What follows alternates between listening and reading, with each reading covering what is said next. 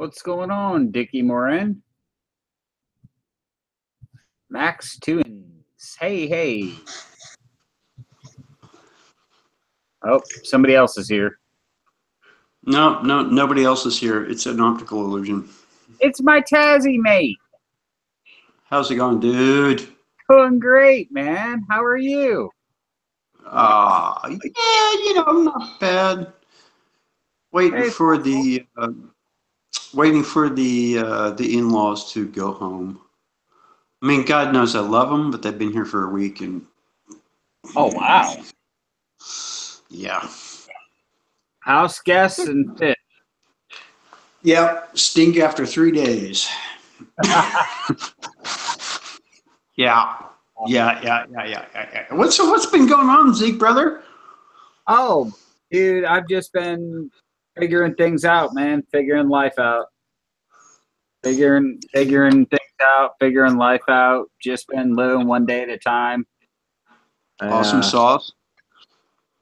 Just trying not. Wait a minute. What's that? There's a manual for life? When did you get a book for life? Where do I get one? How much is it? I got my manual when I graduated high school, and I came home today. My wife thought it would be funny to put our German Shepherd in our bedroom while I was at work. She went down to Texas. And my manual for life that I was given by my parents, my dad was a pastor at the time, when I graduated high school, that had my name embossed on the front of it, she chewed into a pieces. I didn't know your dad was a pastor. That's pretty awesome. Well, yeah, my adopted dad. My adopted dad was a Nazarene pastor. Okay, cool. They got me a Bible for high school graduation, and my German Shepherd chewed it to pieces today. Shit. Yeah. So 30 years, 25 years worth of underlines and notes and all this stuff is now gone. And I called my wife, who had just got to her parents' house in Texas, and was not happy, but I kept my composure, and I just said, in the future, when you leave, Emily needs to be put in the kennel, not left to roam about our room. And that wasn't the only present she left me. She left me some giant, I mean, if the mountains that she left on the floor came out of me, I would be worried. Oh, I see. Yes. And she did it on the tile and the hardwood floor. So I spent about a half hour cleaning that up, and then now I'm doing laundry. But I thought, it's been a while since I did a chat. And well, this is true. It's usually because I don't have the time, but I'm a bachelor for the weekend, so I thought I'm going to start the weekend off with a chat. Well, fairies nuts then, as they say. Please tell me the hardwood floor was sealed. It's laminate. It's not a true, wall.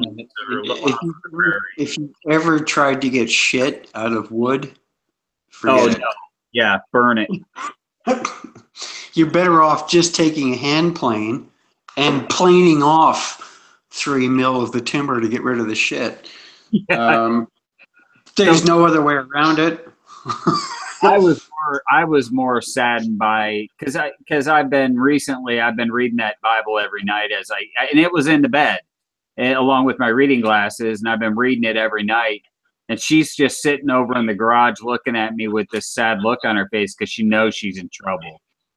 So yeah, man, we have a lot of people on the side chat, names that I don't know, and it's really neat. I know I haven't been posting many videos. I haven't been pouring much, and so those I got a wild hair last night to pour. Those are all exactly a half ounce. I'm going from large pours to small pours, and so wow. I'm going to start doing the half ounce. My boss sent me home with 2 full tubes of 1 ounce rounds to carve up and pour half ounce to keep in the shop He wants to do Oh, good. little rounds.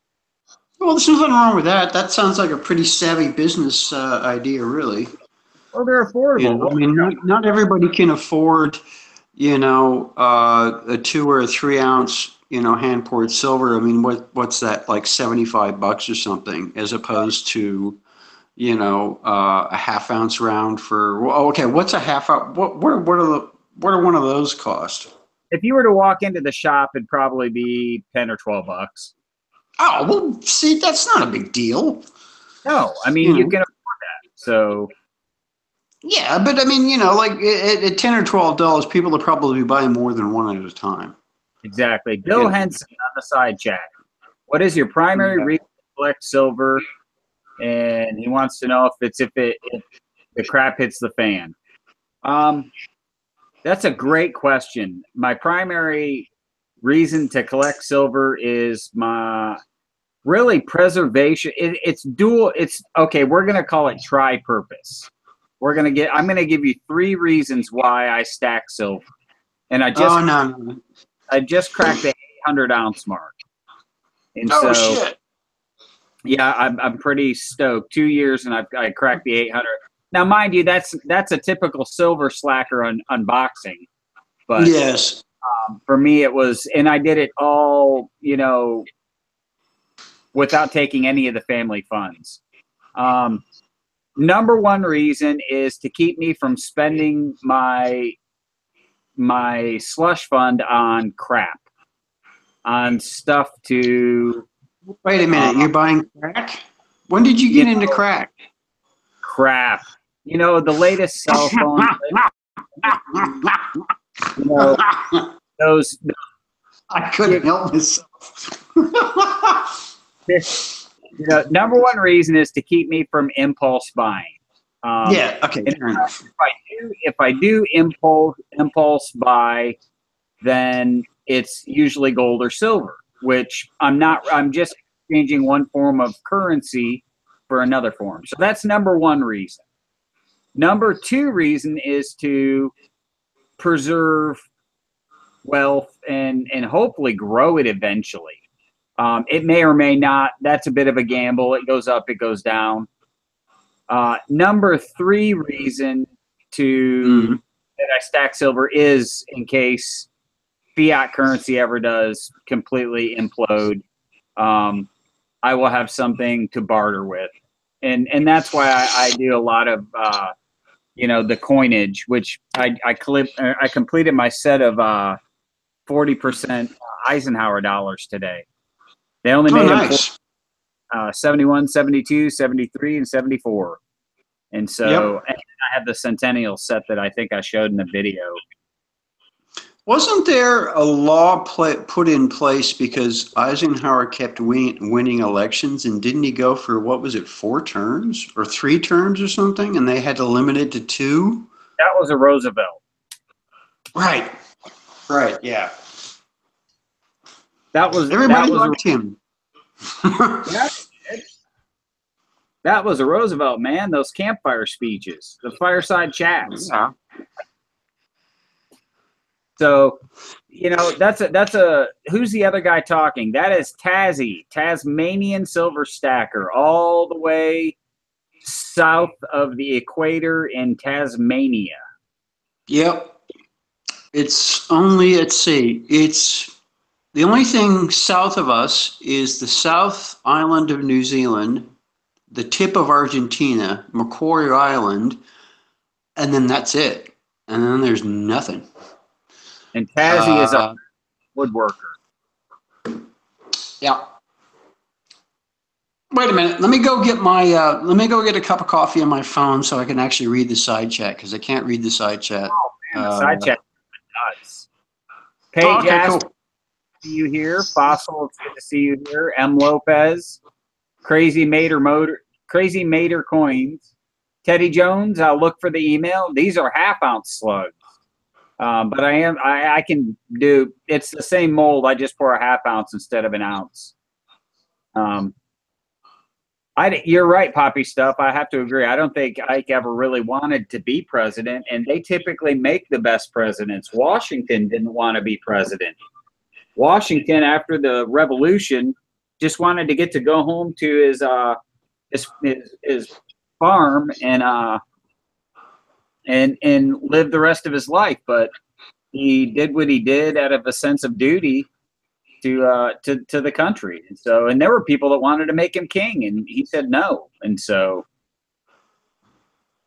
anyway, thank you, Dixie Silver Miner. I have not been talking much. No, I haven't been pouring much lately. I've been focusing my energies elsewhere. And last night I just got a wild hair fired. Those are all torch poured. They're not. I didn't use my furnace. I didn't feel like firing up the furnace, so I poured those squares and little buttons.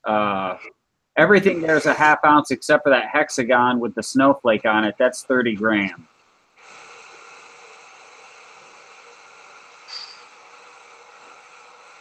Hey, Mona. It's so neat to see you here. The silver bullet. That was one of the first things I cast. So for silver, $10 to $12, I'd buy every last one of them.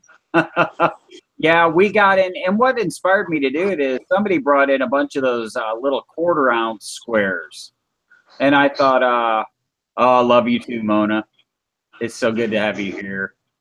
Yeah, those little buttons, and they're the perfect size for my large stamp. The large stamp covers pretty much the whole top, and then the back side is just simply stamped 0.5, and then I don't know if this will be legible.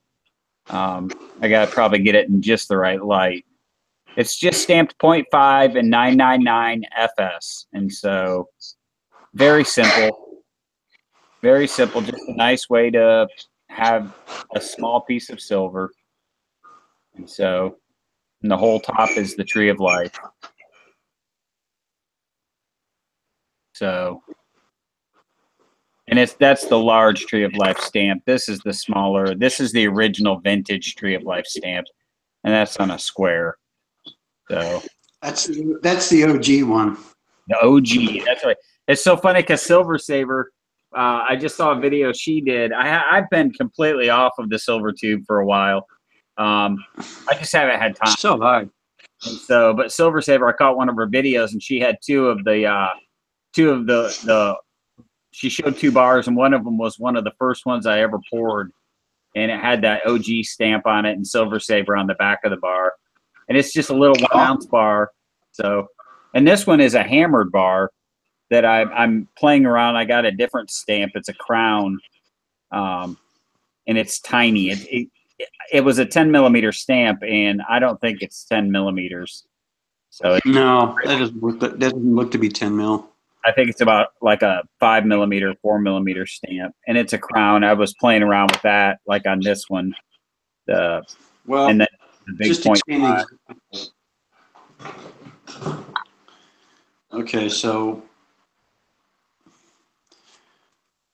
you can see this. That's 10 mil. That's not a 10 millimeter stamp. Yeah, I went today and bought a new set of stamps. They're newspaper typeset stamps. Oh, cool. And they're I think 3 millimeter tall. So I just wanted a different font for future bars that I pour. And yes, M. Lopez, I do carry a piece of silver in my pocket all the time. It's actually I carry my cash on an alligator clip, and not like a, what you hold paper together with, those black clips. Well, and I always clip a 90% half dollar with it. So fair enough. Oh, that reminds me. Wait a minute. I got some Christmas crap. I'll be back in a second. I'm infamous for leaving and coming back. So that's cool. Rocks, dude. It's so good to see you here, man. I pulled everything out. I'm changing the way I'm storing it. I'm actually going to 3-ring binders. And I'm converting I'm taking everything out of airtights, putting them in flips. And Paige, that's a fantastic question. coin or round? Because typically a coin is something that has a value attached to it, like, you know, constitutional silver. yeah, A round is made by a private mint and doesn't have any particular value attached to it. yeah. By definition, a coin is something that has a monetary value on it. My favorite round is probably my Junius Maltby round. I'm a huge fan of Junius Maltby, and I was really, really excited to get his round. My oldest coin is from the 1800s. I did a series where I went through each video. I went through one of my coin books, and Yeah, I remember. yeah, and I'm on book number 5 now, and so Really? yeah, Dude. and there's 60 coins per book. Okay, so I got big bag of world coins, big bag of world coins, big bag of world coins, and I went through all of them, and that's all the silver that was in there. Nice. Yeah, and the coolest thing is this is a silver Roman coin. It is a Emperor Trajan, and it was minted sometime between 98 and 117 AD. Oh wow. It weighs 3.28 grams, 17 millimeter diameter, and it is made of pure silver. That is now the oldest coin that I have as far as silver goes. So, where's that big bag? Bill Henson, that's impressive. Hundreds of 1800s quarters. That's amazing. That's a lot of money. Hello, Peter. It's good to have you here. Paige, what do you mean by job? This isn't. I've been collecting for probably 2 years. I think I've been on YouTube now for 2 years. And I really started collecting. I didn't start collecting. I started pouring. I started pouring as a therapy method to help relieve some of my innate stress that I sort of have. Well, no, I don't sort of. I have anxiety, and so I started pouring silver to relax, and then I thought I would share it because Hi Ho Silver, I got hooked on Hi Ho Silver's channel. And then I discovered this wonderful, amazing community of people out there that were, you know, for the most part, like-minded. And in doing that, I made a lot of friends. You know, there's a lot of wonderful people out in the community that were incredibly gracious and supporting in the pours that I did, and still do. Yeah, no, fair enough too. There are a lot of very interesting people in the community.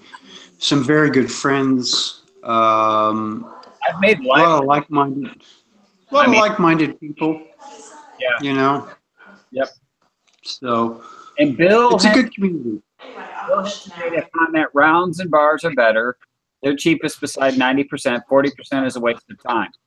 I coin roll hunt, Bill, and so I have supplemented my stack. I think my best box I ever opened was live on YouTube, and I found 178 40% half dollars in one box, and I took promptly down. Yeah, I remember that. It's still on YouTube. It was a live chat just like this, and every roll had like 3 or 4 in them, and yeah. I took them down and I sold them and bought. I bought 100%, 100% silver with the money. It was amazing. It was like $400. Yeah. No, I remember that one. That was people quite were going strange to watch because. you kept opening rolls, and it was just like, oh, there's another 4. Oh, there's 5. There's 6. There's another 4.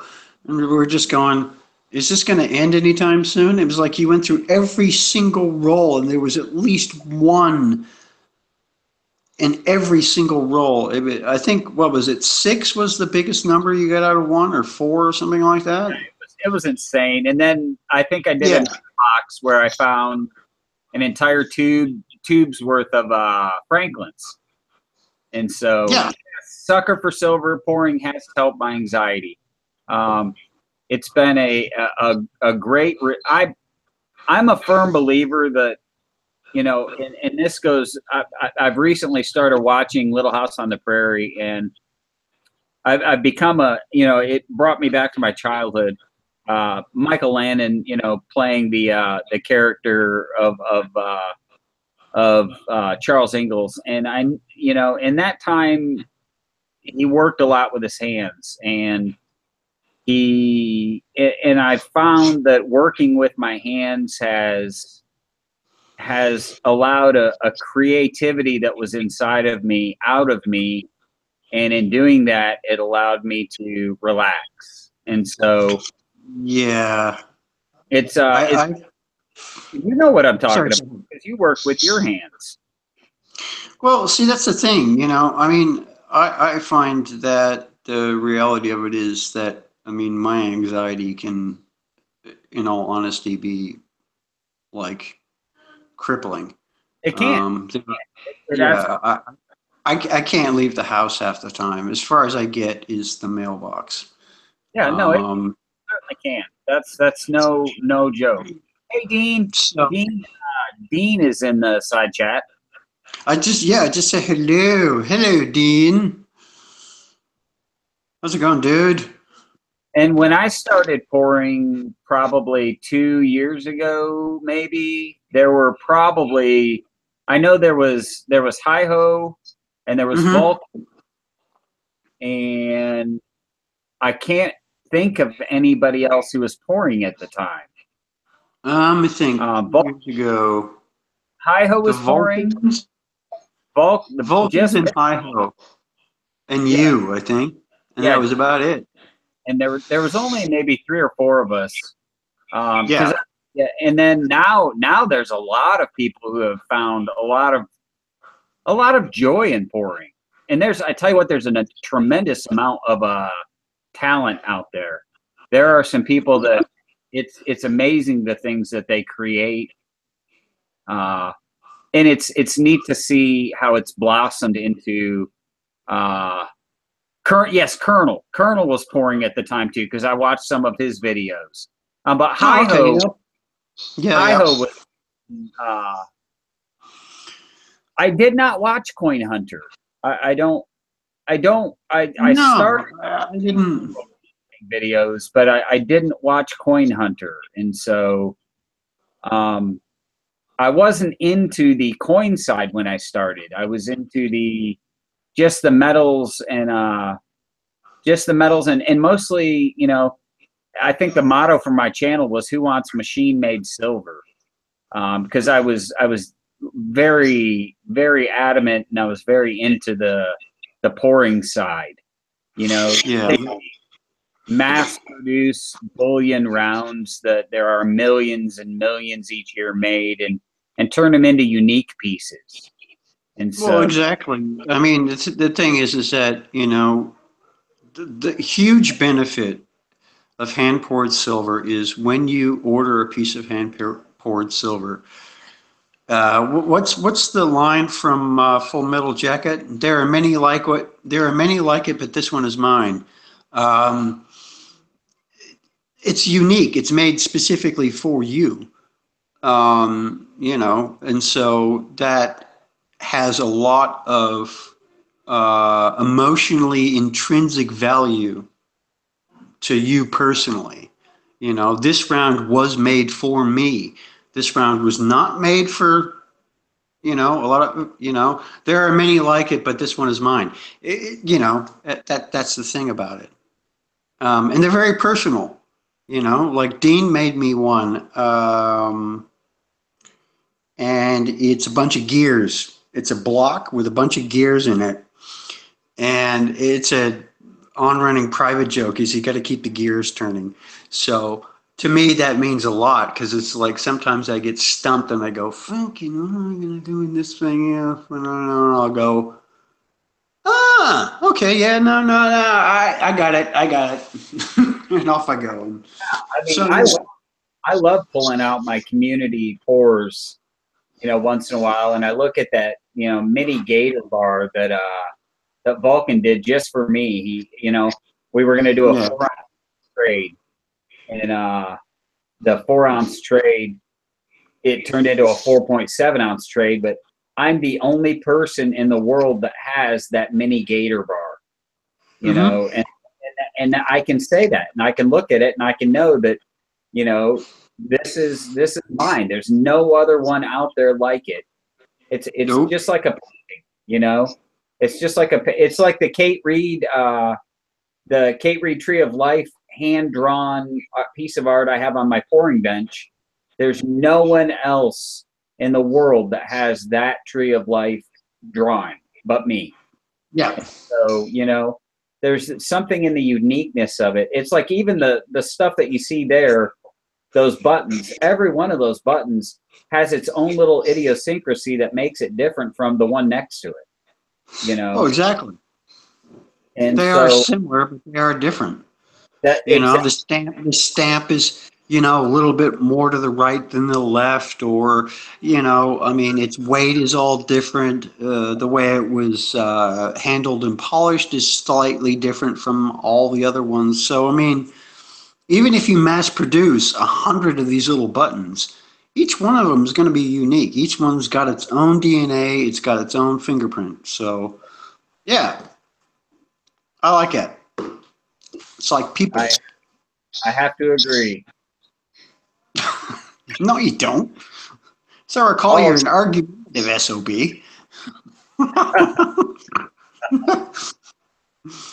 Yes, the personal touch, as Dean has just pointed out. It is. It is a very good feeling. yes, and I see M. Lopez and I agree that it looks like it would be easy to pour, but No. I can tell you firsthand, I have seen a lot of people attempt it and fall on their face and give it up after, you know, the first two or three. I've had people send me pours that they tried to pour and ask me to pour it into something that makes sense because there is actually a lot that goes into it. Yeah.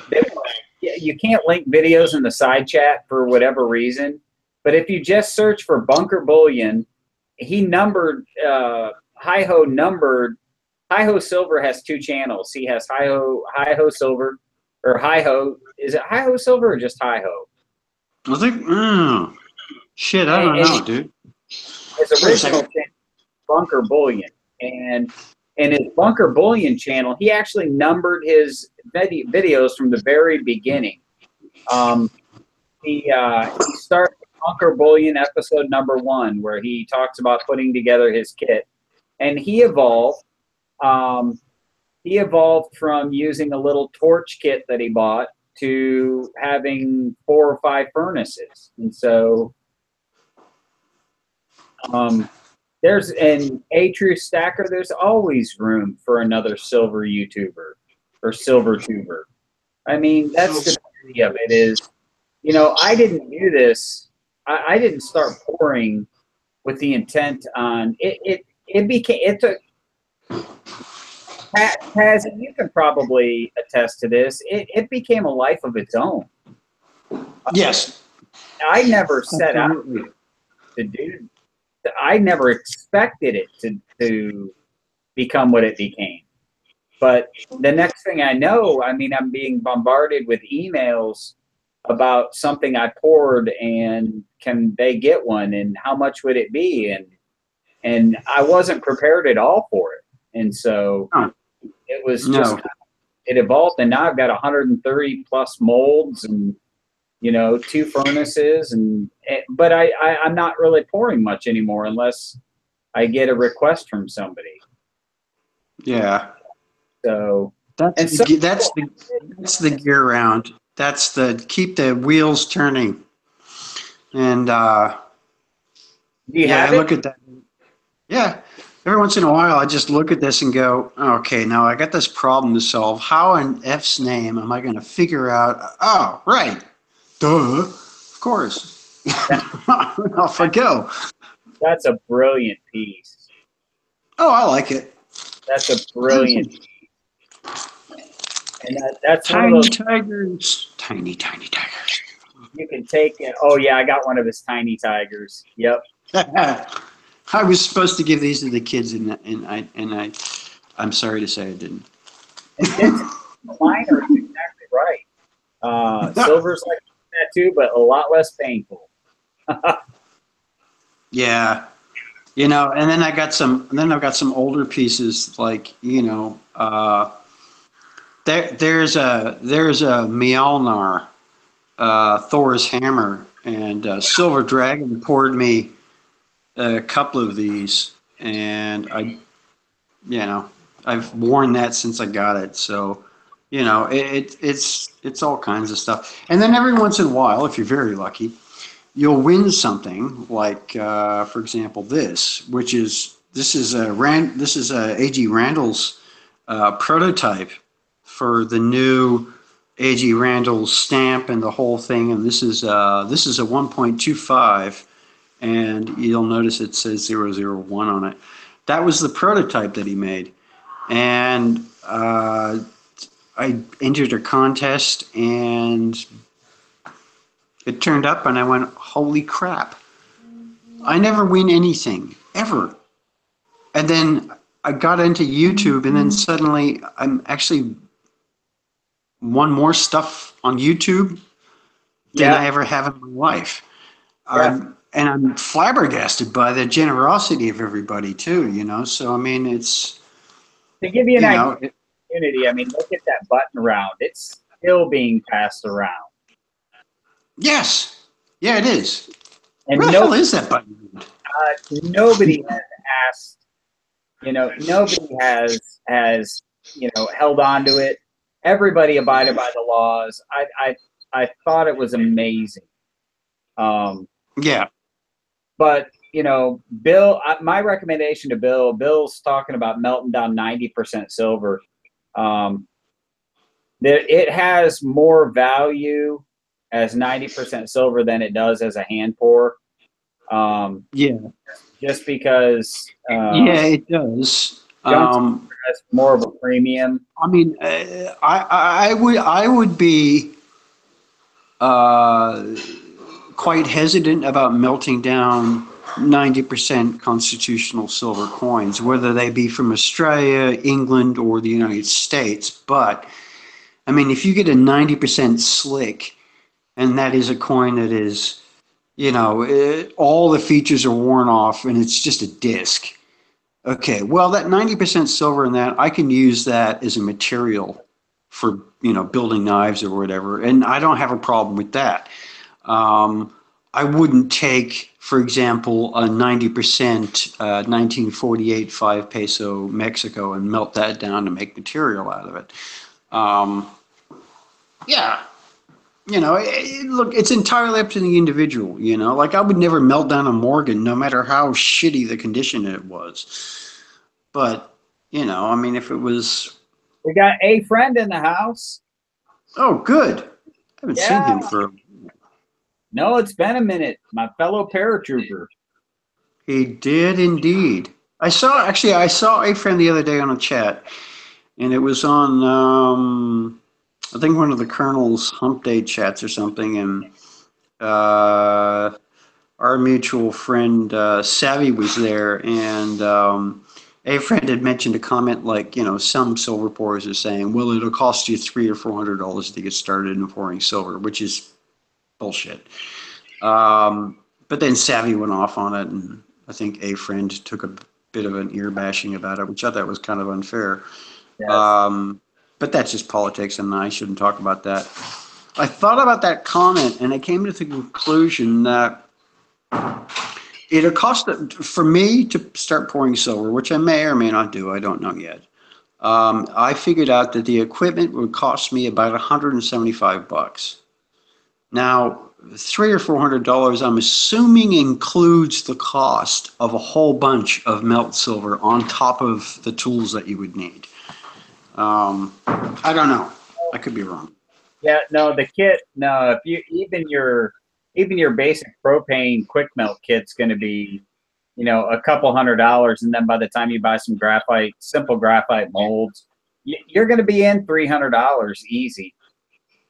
Yeah, see, I mean, I figured it out to be like the cost of the torch, the cost of the torch head, the cost of the bottle, and a crucible dish and tongs worked out to be about $175.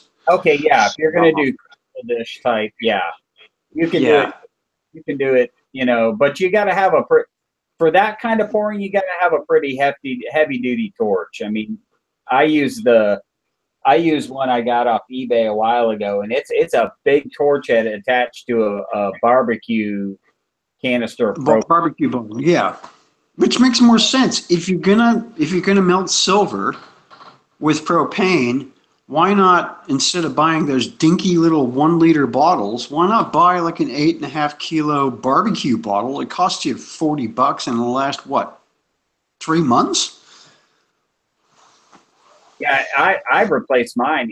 Well, right now very rarely, Yeah. but when I was pouring, I was going through one of those barbecue, but I was only using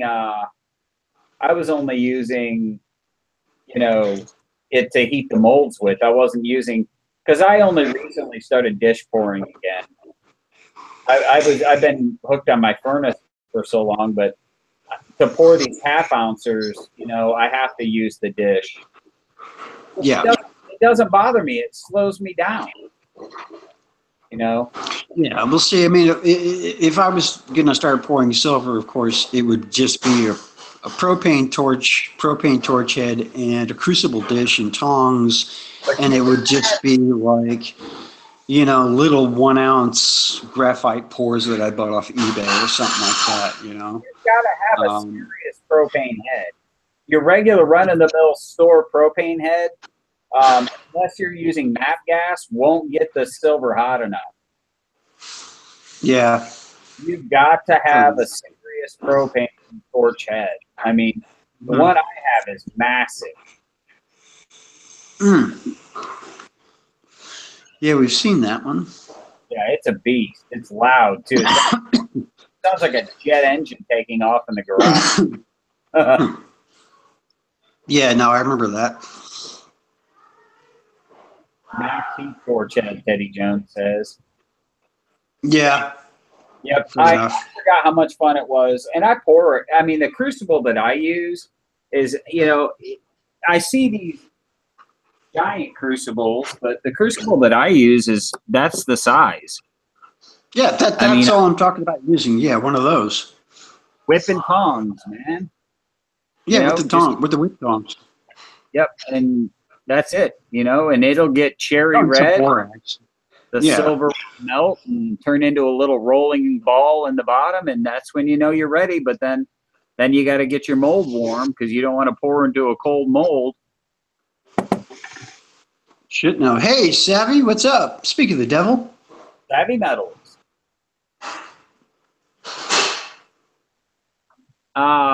Canadian Metals is asking acetylene or chemtane. What the hell is chemtane? It must be another flammable gas, I would assume.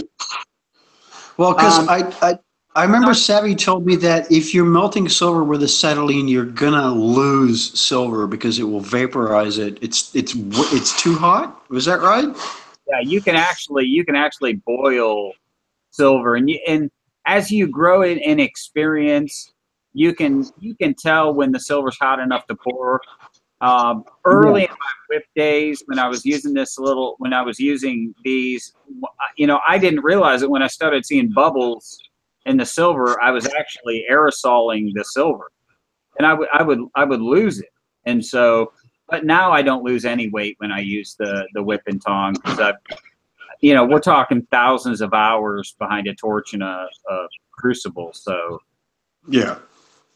so these all these half ouncers, I mean, I weighed the silver, poured it in the crucible, poured it into the mold, reweighed it, didn't lose a tenth of a gram. So Oh, wow. Yeah, no, that's a bit. I didn't lose any. I mean, they all weighed exactly what they did before I put them in. So Old Wormwood is asking, what is a reliable source for silver melting pellets? Well, you're talking a about lot of, it's called. yeah, I think he's talking about shot. A lot of the people is, well, okay, there you go. Tomoko has already answered it. You make your own. I don't even do that. I just cut rounds in half.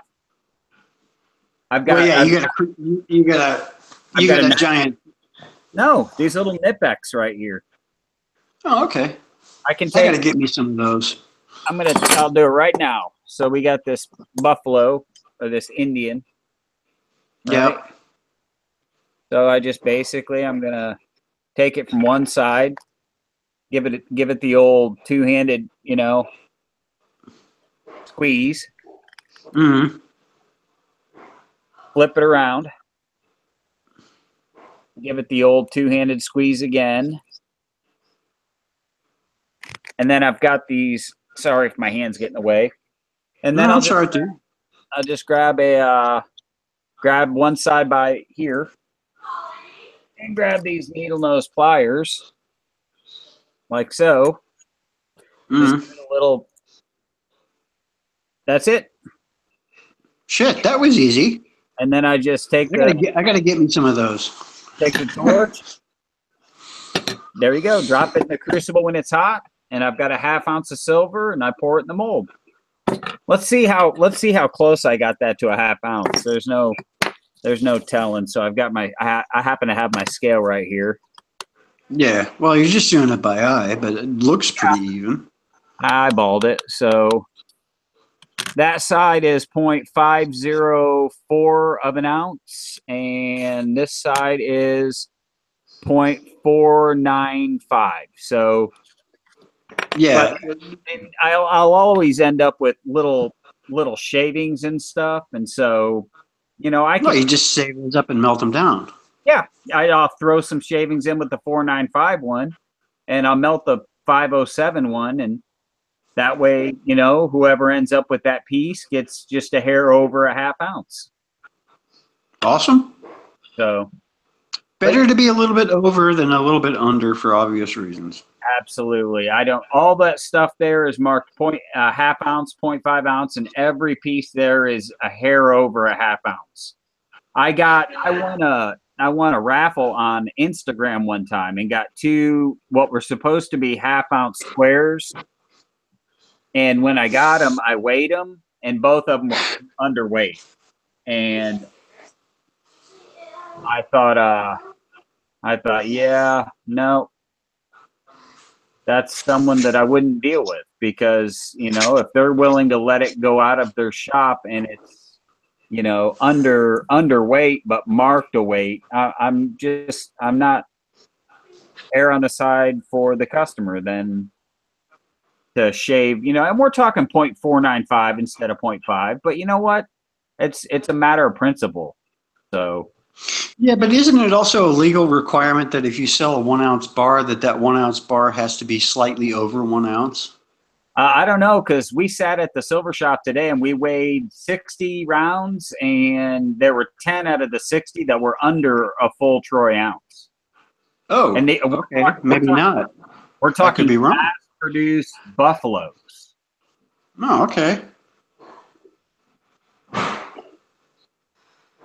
Savvy was just saying that he made boobies out of 4.9 silver. Yep, the Canadian Predator series.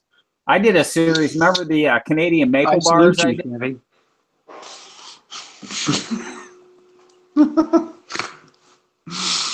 I melted a tube of Canadian maples one time and poured 3 ounce. I think there were 3 ounce maple bars and stamped them with the Canadian maple leaf. Yeah, I remember those. Those were a lot of fun to pour. They had kind of a matte finish on them. Oh, that'll get rid of those milk spots forever. Yeah, they're gone. That's the other neat thing about port silver is it doesn't milk spot. I've yet to see milk spotted hand poured silver. It makes me wonder, does the Canadian Mint purposely send their stuff out with milk spots because they're infamous for it? I don't know, because I've seen American Silver Eagles with black spots on them. Okay, how do they manage that? It has to do with the burnishing compound that they use and how it's washed off. And for the record, it's not called milk spotting, it's called snow toning. Remember? Oh, snow toning. And Bill, yes, I have a standing order with the bank here locally, and I get 4 boxes of $50, $500. What I do is you never take the coin. Okay, so you have a buy bank and a dump bank. Mm-hmm. At the bank you buy your boxes of $50 from, and you have the bank that you dump them at. And I actually wore out my dump bank's coin sorting machine. I went to take $1,000 back this week, and they told me their machine was broken. And I half-heartedly said, did I wear it out? Because I've been doing this for 2 years. I said, did I wear this out? And the guy at the teller, he kind of smiled and he said, you might have. So I don't know when their counting machine is going to be back up and running, but I have a standing order for 2 boxes at the beginning of the week and 2 boxes at the end, and it's the same money. I just, I'll go through them and pull out any, like here's 340s that I pulled out of a box last week. And I paid 50 cents a piece for those, and they're a couple bucks a piece at the coin shop if I wanted to go sell them. So yeah. And so throw that money back into the bank and keep reusing it. Old Wormwood. Yeah, that was a problem. That was a problem they had. The 1966 Australian 50-cent piece, which they only made for 1 year. And at the end of the year, they stopped minting them because the silver content was worth more than 50 cents. That's why they stopped doing it here in the States, too. Yeah. Yep. I think that's pretty common. No, Monkey Swag. And it's funny because the other day, my boss, he tried to send me home with 120 grams of gold and to pour. And I told him no thanks. I just didn't want to pour any gold. So that's very noble of you. Sucker for silver, I can tell you definitively the major coin suppliers for banks do not hunt for silver. And here's how I can tell you that. I went 26 boxes in a row and didn't find a single piece of silver. 26 $500 half-dollar boxes in a row and never found anything. And then I found 178 in one box. All right, here's out of this 3 ounces of silver that I pulled out of about half a kilo of world coins. Here's something that you don't see every day. That's so cool, man.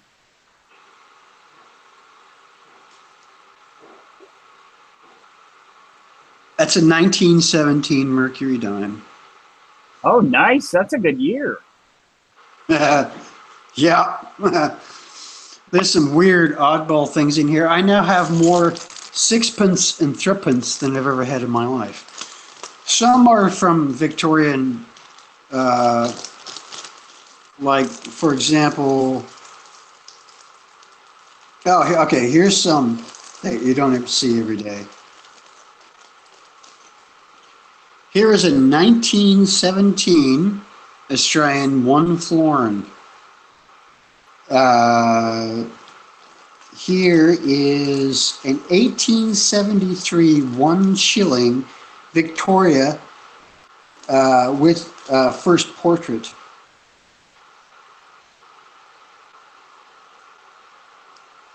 And this was the same year that they made the Gothic florins and the Gothic crowns, which, if you can find one in good condition, are worth about $2,500. Yeah, I have. Are they really? Because I had one. The godless one. The Gothic, yeah, the in good condition, the Gothic florin or the Gothic crown's worth about $2,500. A Gothic florin in excellent condition is worth about $1,500. That's they also refer to it as the godless florin, right? Because it didn't have the text on it. Yeah. Here's a weird one. This is a 1924 50 sen from the 15th reign of the last Japanese emperor. It's made of 90% silver and is. I've never ever seen one. That's a sick coin. How did you come across this bag? My stepdad gave me a huge, big old bag of coins. No kidding. Yep. Here's a 1928 1 shilling from the Republic of Ireland. Oh, I love their coins. Oh, now, here's one. Here's one that you don't see every day. This has had a hole drilled in it and made into a necklace. It is dated 1287. Oh, I hate it when they drill holes. It weighs a half an ounce and it's pure silver. And I have no idea whether it's a coin or a medallion because I couldn't find it anywhere. Okay, well, here's what you do. You go to Numista and you. I did that. Okay. That went through. Well, hang on. Did you use the alternate keyboard so you could put in the correct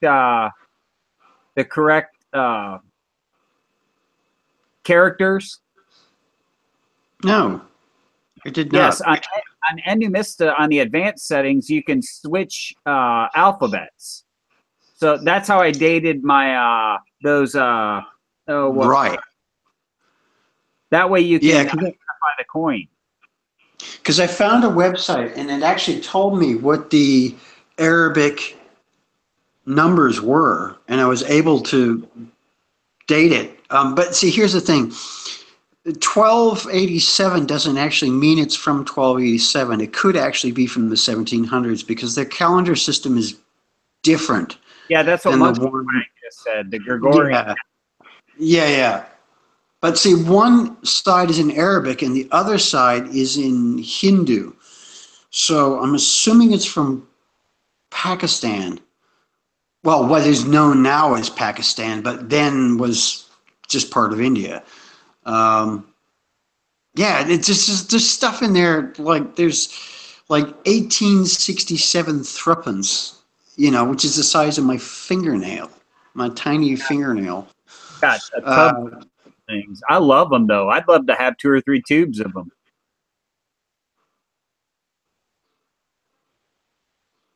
Yeah, 1287. The Islamic calendar is different from the. Yes, thank you, Monkey. Yes.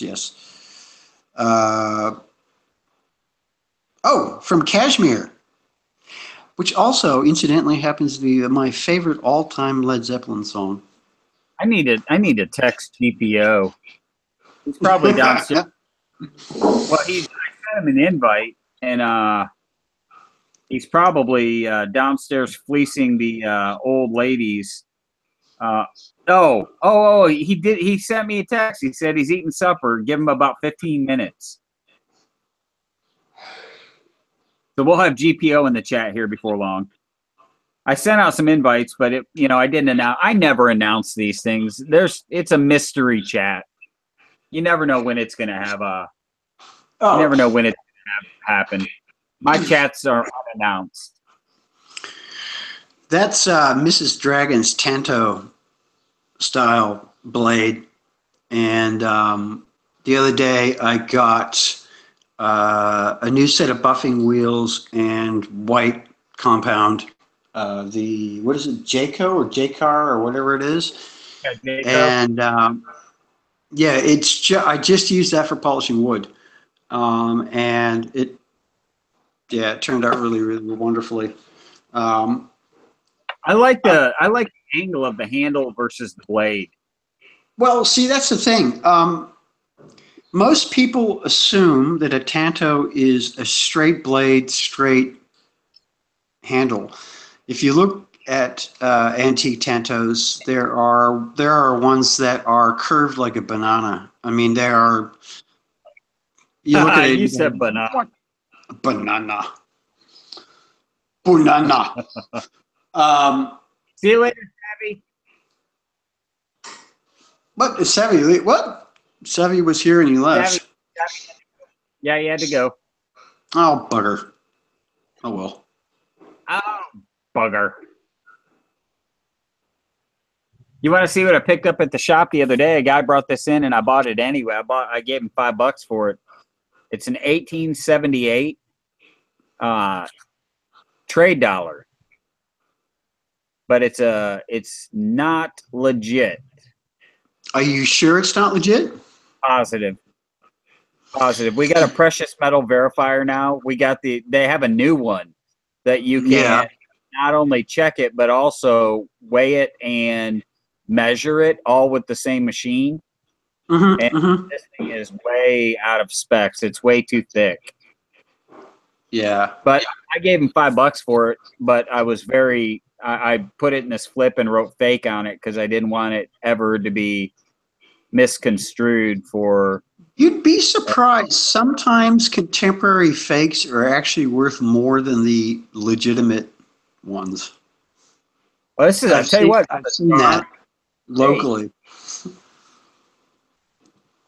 But you can tell because it's the front is straight vertical, and when you flip it, it's at an angle. So, they didn't even get the orientation correct. Yeah. But I thought it'd be cool to have. I can't afford a real trade dollar. No, shit, no. Neither could I. Monkey Swag. Don't samurais commit seppuku with Tantos? No, actually, they commit seppuku with a wakizashi. Tanto isn't large enough to do that kind of damage. Tomoko, cheers, mate. Have a good dinner. Oh. Night, Tomoko. Sorry, Dean. Yeah. That's a weird conversation. Generally, seppuku was done with a wakizashi, and there was a second. The samurai in question had a second who would behead him when the pain became too great. Which reminds me, I've got a whole bunch of Japanese coins in this thing as well. Where are they? My son taught me about the difference between the two swords.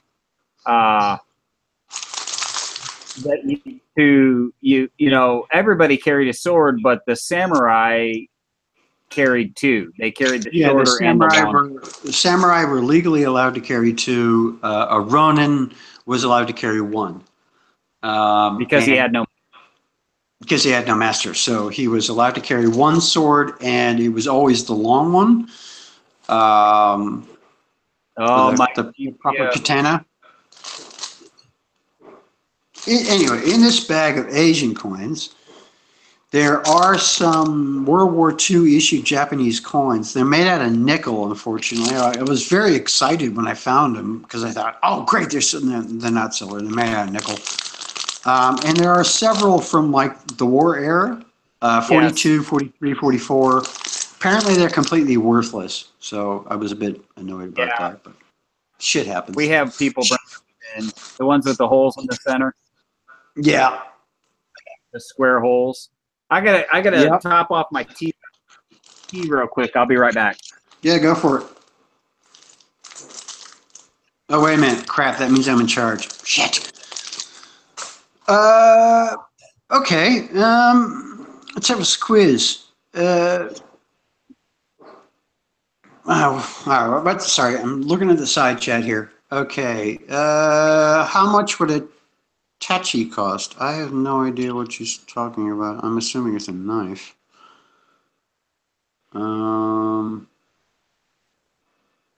You are all amazing. Well, thank you, Dean. What else is going on here? Yes, some fake 8 rails are actually very valuable. It depends.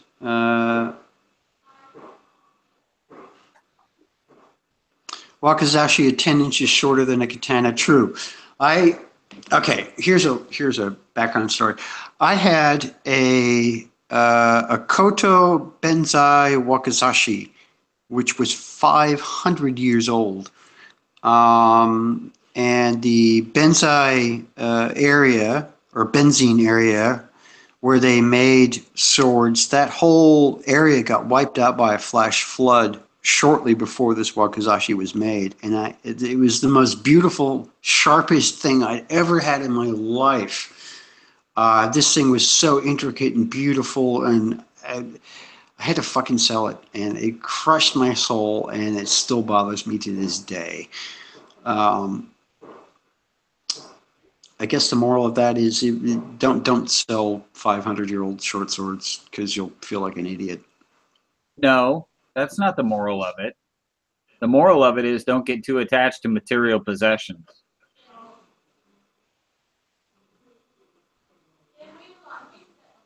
Yeah.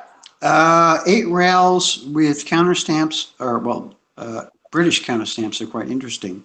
I've got Silver Hustle 13 sent me a Mexican 8 real, a modern, and by modern I mean after the Spanish occupation. And it's got chop marks on it, which means that it spent some time in Asia, which is amazing. They are pretty cool things to have. But yes, anyway. Somebody sent me this. Can you tell me, it doesn't have a denomination on it. Is that a sovereign? That's a crown. That's a crown. Okay, 1889 crown. Yes. Incidentally, 1889 was around the same. Oh, now here, this is where this gets weird. That coin could have been handled by Jack the Ripper. Oh, I think it was.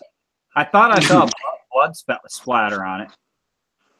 But yeah, whenever I see like a British coin that's from the Jack the Ripper period, I go,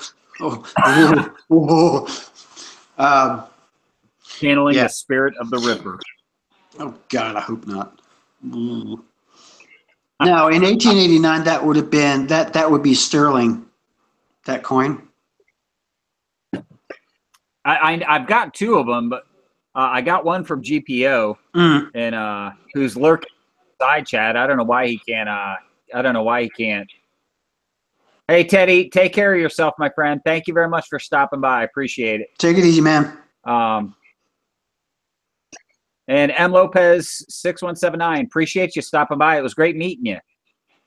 Have a happy new year, my friend. Man, so many new names and new face or new people. I know I've been out for a while, but no, Argentum Spartacus. They carried a katana and a wakizashi. They did actually, but they also carried tanto. Usually 2 or 3 tantos. They would carry them in their strapped to the insides of their legs, on the insides of their pantaloons or whatever you want to call them. I think I met a girl that did that once. It's not surprising. Shit, I'd do it if I could get away with it, but I can't. I get caught with a knife down here, I'm in deep shit. So you make them. How do you get away with that? It's completely illegal. You cannot carry a knife on your person at all, with the exception of if you're out in the bush or you're on your own property. But if you're walking around town and you have Can't you carry something like this? no, That's nope. that's If I get caught with something like that, I'm carrying a concealed weapon. Yeah, I know it's got no point on it. It doesn't matter. The only exception to that rule is if you are carrying a Leatherman on a pouch, because that's considered a tool. But it's a gray area because it's also got a blade in it. Yep. So if you took a brand new Leatherman like this and you took the blades out of it, then there wouldn't actually be any issue. But yeah, That's crazy. it's a bit silly.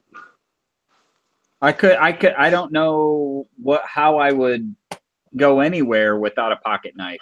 It's just, and it's, it's kind of funny because there are places, that I go that don't allow any weapons. And it's a difference in viewpoint between viewing a knife as a weapon and viewing a knife as a tool. Oh, right. Okay.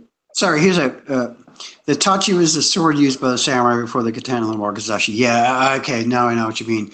I do know what that is now. It's a very long, straight edged blade. And I had a whole bunch of books about swords, but I sold them all. One of those would be, that's like an emperor's ransom. Those things are priceless because they predate the katana and the wakizashi by hundreds of years. So, we're talking the swords that they used when the Chinese, during like the first or second Chinese attempted invasion of Japan. Yeah, those are museum pieces. Very, very expensive, extremely rare, worth an astronomical amount of money. Probably your weight in silver.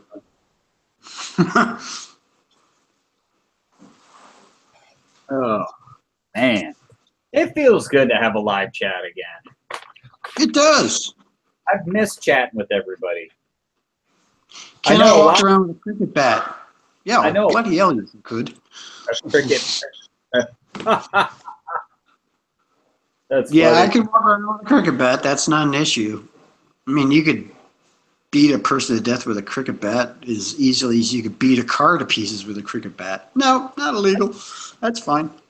I'd like to learn how to play cricket. It's very complicated and weird. Roxy's favorite sport is cricket. I nod and smile politely when she talks about what's going on. That's it. I would love to learn that. Maybe that might be one of the things I do this year. There's a group of Indian men who go to a park close by my house on, I think, Saturdays or Sundays and play cricket in the park. And I've often thought about just stopping and making friends with them and learning how to play. And I just never have. And I go back into the hospital on Thursday for another test and possibly a pacemaker. And if that happens, my left arm will be, tied up for a month. But when I get done, I think I'm going to learn. I think I'm going to learn how to play cricket. I think that's that, and I'm going to start putting together puzzles. It's a very interesting game, cricket. It's complicated, and like coming from a background of growing up in the States and playing baseball and stuff when I was a kid, the transition between trying to learn the difference between the two, for me, it was very complicated. But if you grew up in a cricket playing nation, then Well, yeah, I grew up here. I grew up with baseball and soccer and hockey. Well, up north, hockey and the other sport I would like to have a chance to play is curling, which I know a lot of people laugh when I call it a sport, but I would like to curl. I would like to do curling. Yeah, there's nothing wrong with that. But yeah, I've played cricket. There's two types of cricket. There's formal cricket, And then there's cricket you play on the beach after you've had about 6 beers. That's a Oh, different game. These guys, yeah, these guys at this park that I drive by, they're playing formal. I mean, they're wearing jerseys from what I would guess would be, professional type cricket teams. Wearing body on. Yeah. Okay, imagine, a cricket ball is like a baseball, only harder. Yeah, it's like the what's the game you play in your front yard? Croquet. Yeah. It's like hitting a croquet ball. And not long ago, earlier in 2017, a professional Australian cricket player was killed by a cricket ball when it bounced up and it hit him in the back of the head and it crushed his skull and it killed him. So kind of like highlight. Yeah, it's where they're whipping that ball. You don't wear cricket armor because it's fashionable. You wear cricket armor because you get hit with that thing. You're not going to walk for a week. It's. You're making me rethink my decision. Yeah, well, then maybe so you should. And if you don't wear a box, you're an idiot. Box. Oh my gosh! I don't think I've ever heard it called a box. If you don't wear a box, mate, your junk's going to get crushed. Hey, you got to put your tools in the box. That's right. Fossil Metal says it's leather-covered wood. Yeah, it is. I'm just really intrigued. I want to stop by, and I know isn't the what I would call the pitcher, isn't he known as the bowler? Yes, he's the bowler. Yes. Hey, Hidden Mystitist is here. Happy New Year. I am doing well. How are you? Happy New Year to you too. Yes, David Haney, I plan on reshaping the handle on my Opinel number 6. I want to flatten it out a little bit so it sits in the pocket smaller. Wear the box, dude. Yes, you must always wear your box. Thank you. Hey, Pilot Dude's here. 172 Pilot Dude. Hey, Pilot Dude. Hidden, I was here for Christmas. That qualifies as a good Christmas because I could very easily not have been here for Christmas. So, Monkey Swag. The cricket bat looks like a spanking paddle. Okay, Monkey Dude, I want you to go watch a movie called Shaun of the Dead. You'll see how effective a cricket bat is against the undead.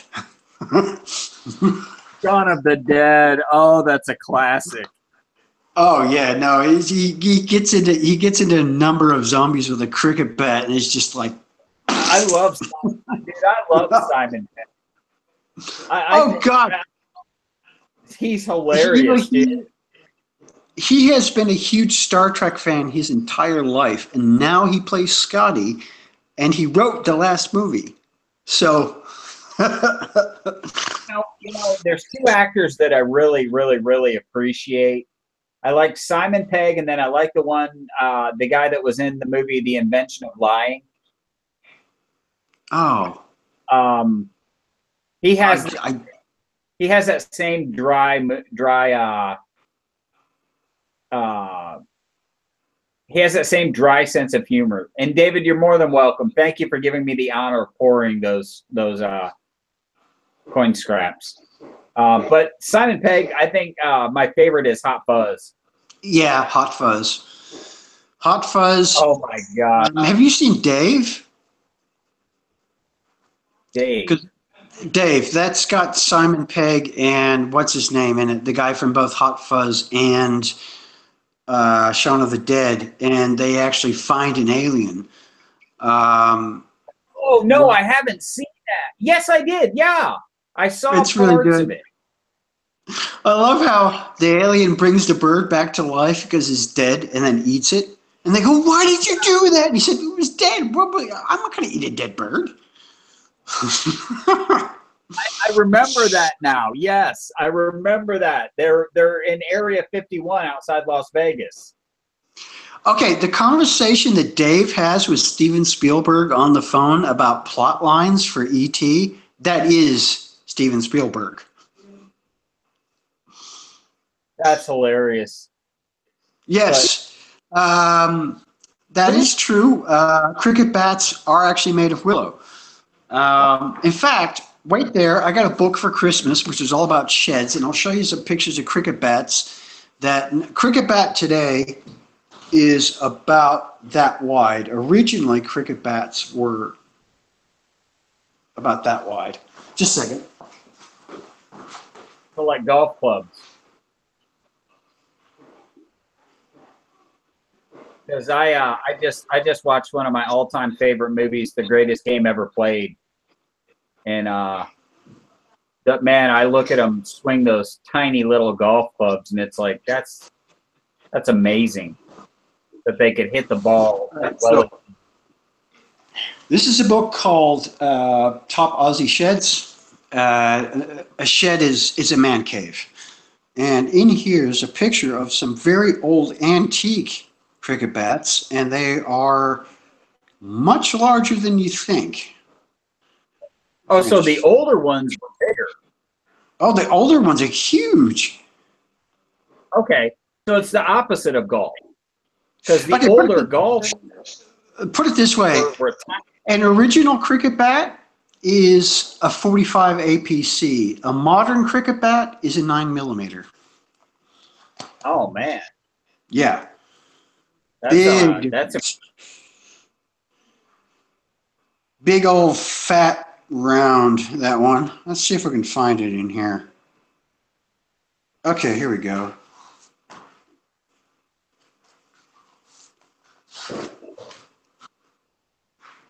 Okay. Now, if you look at this, where is it? Okay, here. If you look in that upper right-hand corner there, you'll see how wide the original cricket bats are. And they are at least twice the width of a modern cricket bat. So a modern cricket bat, that's what a modern cricket bat looks like. So, and even those are older ones, but the original ones are, yeah, they're much, much wider, at least twice the width. So, and thickness. So, yeah. Anyway, please continue. That's interesting history. Thank you. That's quite all right. This is what happens when you live in another country and you have to learn a completely different culture. Now I'll have to pour a cricket bat. Why not? Pilot Dude said he got a 37 crown the other day. If he's talking about the Australian 37 crown, they are a very, very nice coin. If you can get a 38 crown would be the equivalent of, say, a CC Morgan. A 38 crown would be the equivalent of a CC Morgan. So they made about 2 million of the 37 crowns, and they made about 100,000 of the 38s.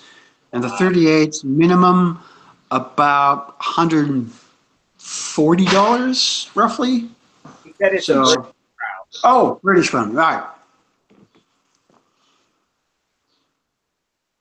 You really want Australian shilling? I've got tons of Australian shilling. Here, let's see if I got a picture.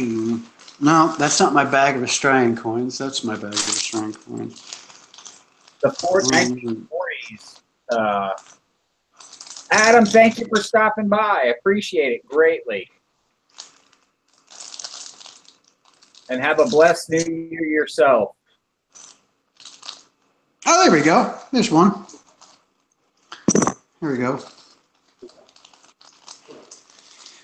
Pilot Dude, if you're really after some of those Australian ones, just give me a hoy, because I got access to a lot of them. Here is a 1927 1 shilling. Wait a minute. No, 1925 1 shilling. These are 925 silver. And this one is George V. He says that's the coin he got. Oh, really? Oh, okay. Oh, yeah. There you go.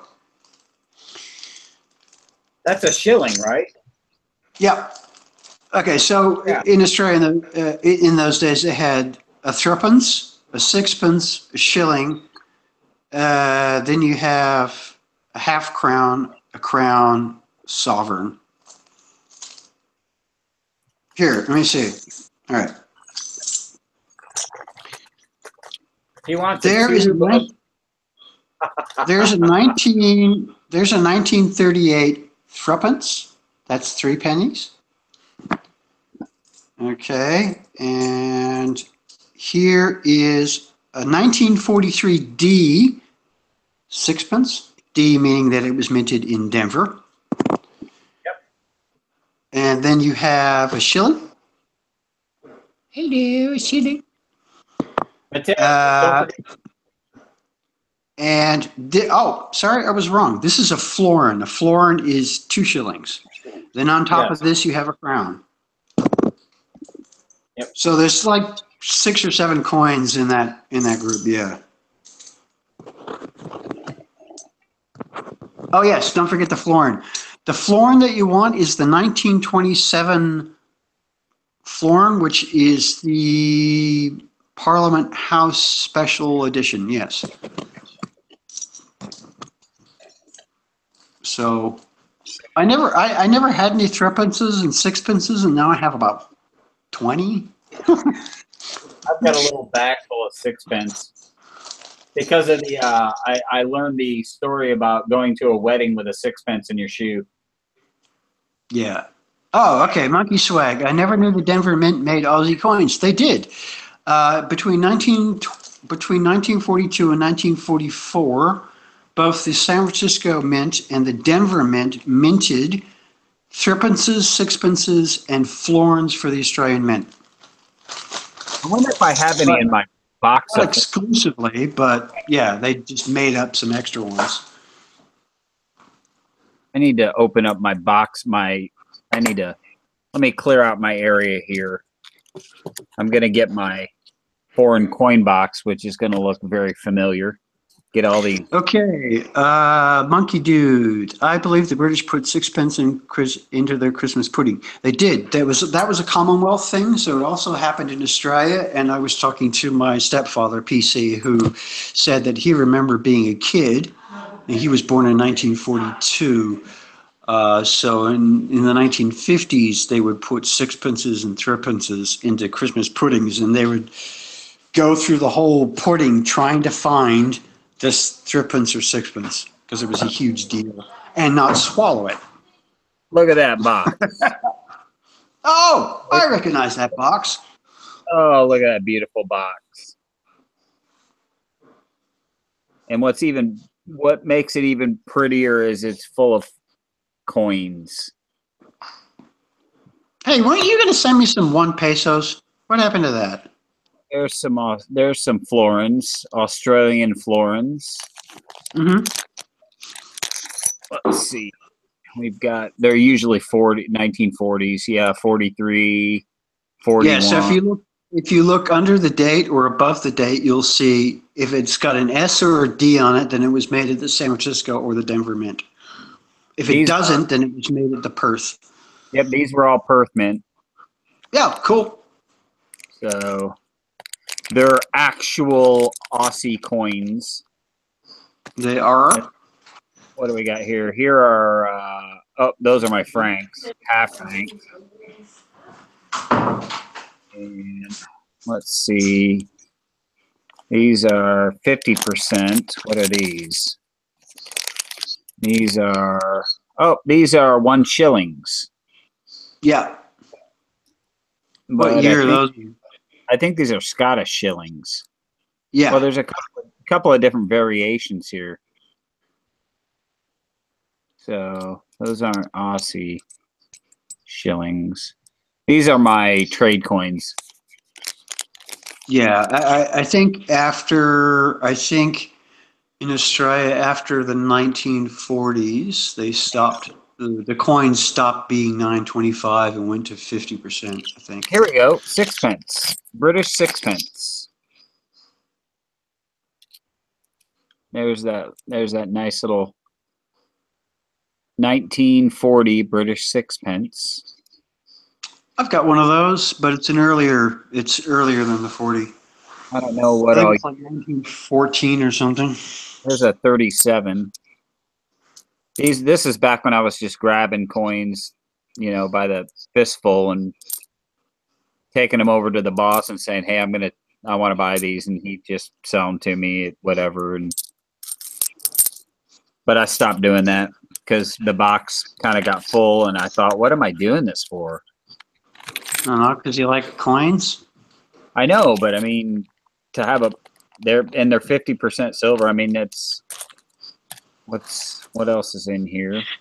Wait a second, I gotta go visit the Little Angels room. Okay, these are the discus thrower, the French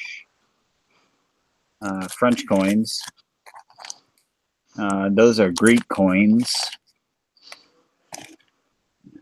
Mexican 50 centavo. There's a couple more Mexican cap and rate pesos. Let's see, the 90%. That's the Netherlands. What are these? Those are Balboas. Those are some denomination of Balboas.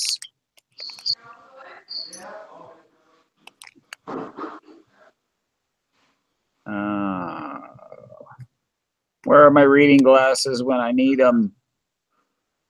1948. Some sort of Balboa denomination. They're 90%. There's the larger Balboas. Those I can almost read. And lastly, those are Cuban. So those are just the Tassie's Boxo coins.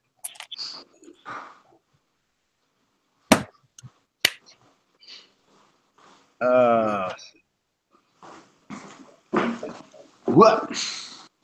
Where'd I go? Here I am. I just went through the different coins I had in there. I had some different Balboa denominations and some Netherland coins and stuff like that. Awesome sauce. Get this stuff resituated.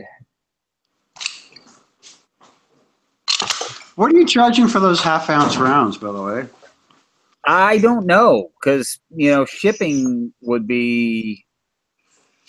to be the big deal, because it costs 60 cents for a mailer plus $3 in shipping, so there's $3.60 on top of the cost of the actual pour itself. So I haven't really decided. Yeah, okay, fair enough. I mean, I literally just poured them last night. So, and I just got that craving to pour, and next thing you know, I was standing over a torch in a mold, but I'm going to pour some more of them. I found this awesome. in my silver rounds. It says one Silverado, 1973. Never heard of it. World Mint Corp. It was just in a tube that I was, for pouring.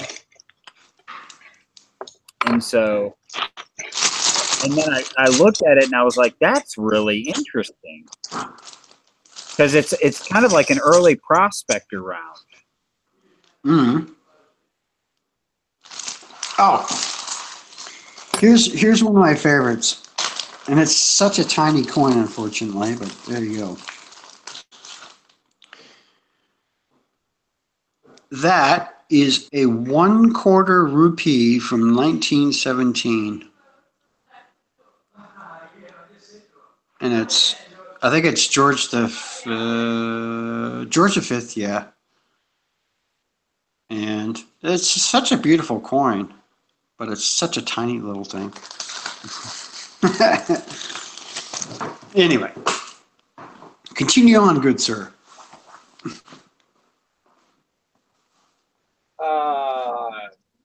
David, what stamp are you? Are you talking about the Tree of Life? That's the Tree of Life stamp on the half-ounce round. Sucker for Silver, it was awesome having you here. I appreciate you stopping by, my friend. I hope you have a wonderful New Year. Have a good New Year. Safe New Year. The camera's all out of focus again. Yeah, that's all right. It's just a camera.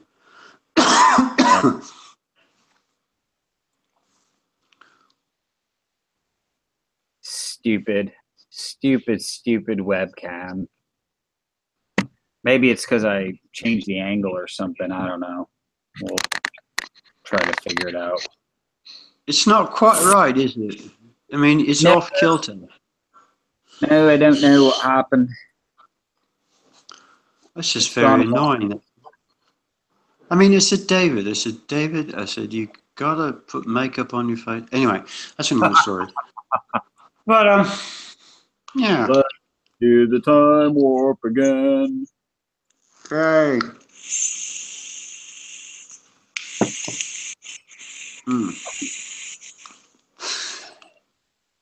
Oh, that's a good touch. I want to see what that does. That's a good touch. Yeah, I can see it much better now. I can't even pronounce it. Yggdrasil. Yggdrasil. Yggdrasil, that's it, yeah. Which actually, after deep study, Yggdrasil was the Tree of Life in Nordic lore. Yes. And it connected all of the 9 realms together. Exactly. And it was the Tree of Death. Mm-hmm. Well, in life. Yeah. Yeah, both. So, what would you pay for a tube of uncirculated walkers? Uncirculated walking $50. I think I saw them on a website today for $161 for a tube. Or he means a whole bunch of zombies shoved in a tube. Yeah, that's true too. I don't want a tube of walkers, thank you. No. No. But I don't know if they were uncirculated. I highly doubt it. It would have been probably APMEX. Is probably where I saw them. But they would have been average. They probably would have been average condition. Uncirculated walkers, I don't think I've seen that many, and I have 2 tubes of walkers. Yeah, like, I mean, every once in a great while you'll hear about some guy who had a bag of Morgans that were uncirculated because they've been in someone's basement for the last 70 years or something like that. I don't. Yeah, I don't know that I've ever even seen actually in person an uncirculated walker. No. I'm going to go. There's a giant eagle and stags, as well as a dragon gnawing on the ruse. I think he means roots, because kangaroos don't appear in Nordic mythology that I'm aware of. I got one out in the backyard. I could go ask him. Average circulated $10 roll is $145 at APMEX. But that's average. That's average circulated. Extra fine is $193. Average uncirculated is $343. That gives you an idea of $343 American. I would rather buy $343 American of Hanport silver. Sorry. I mean, I like my 2 tubes of walkers, but I found them coin roll hunting, so I didn't buy them. Yeah. And none of them are uncirculated. So Extra fine, I've seen plenty of them, but I've never seen uncirculated. John Z has said, Mr. Zeke and gang, just wanted to stop in and quickly wish everybody a safe, healthy, and happy New Year's. Good night and stay warm. Well, it's about 25 degrees C out, which is about 87 degrees Fahrenheit, so I'm not going to worry about the temperature. It's kind of windy. 22 Fahrenheit here. Yeah, no, we're going to have a nice, safe staying at home. New Year's Eve. Got kids, and yeah, we're not doing the go down to the wharf where a whole bunch of drunken people are stomping around. Nope. That's not my bag, baby.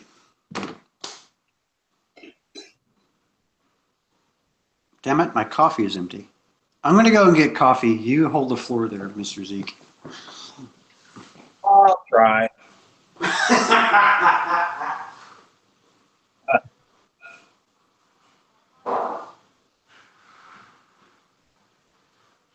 I'm just answering questions on the side chat.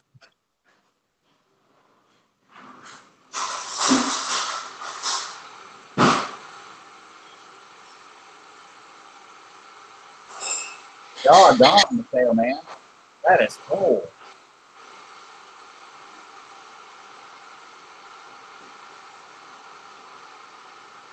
Yeah, the 1940s, like 43 to 45 is when you're going to see the majority of the walkers. The older ones are, man, they're worn flat. 1917, 1918. I think my oldest one is a 1918, and you can barely make out the date on it. I put them in order of date one night. I was bored, so I got them out and put them in order of date. Guys, my in-laws are about to leave, so I'm just going to switch this to mute, and I'll be back shortly. All right, brother. Nobody. Nope. Yeah, I'm probably gonna. True Stacker, you can always email me. I'll do my best to. I'll put my email here in the side chat. I'll do my very best. That's all I can say. Yeah, actually, right now we've got a bunch of walkers in the junk bin. Monkey Swag. We got a bunch of walkers. There's a bunch of Franklins. There's a bunch of Wing Liberty Dimes.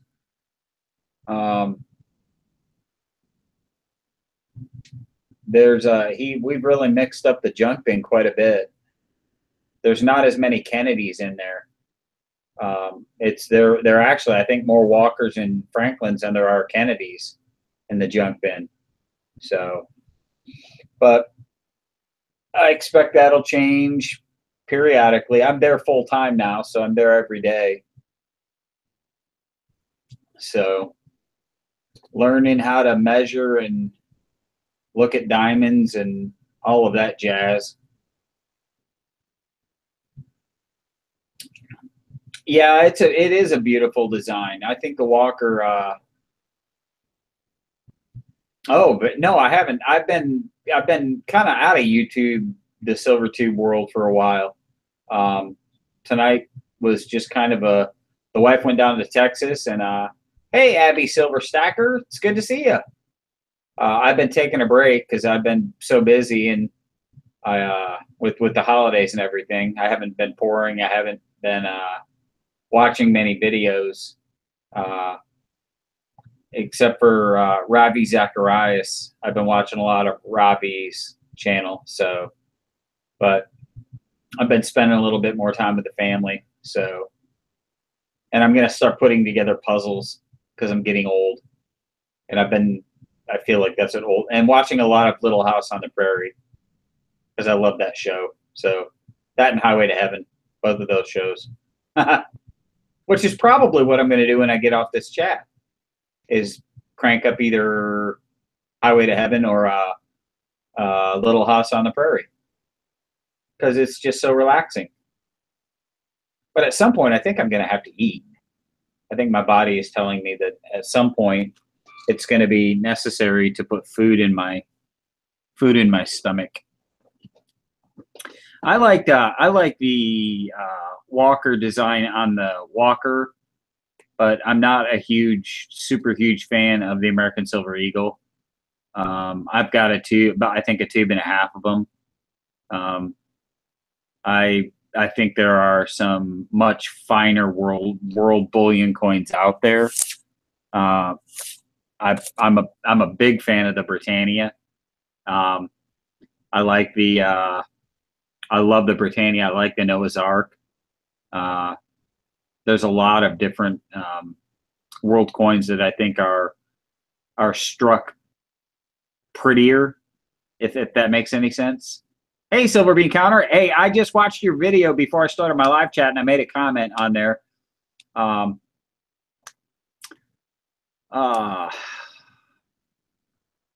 Start Little House book or TV series? Actually, Monkey, I never read the book. I never read Laura Ingalls Wilder's books. I only ever watched the TV series, but my wife let me know last night.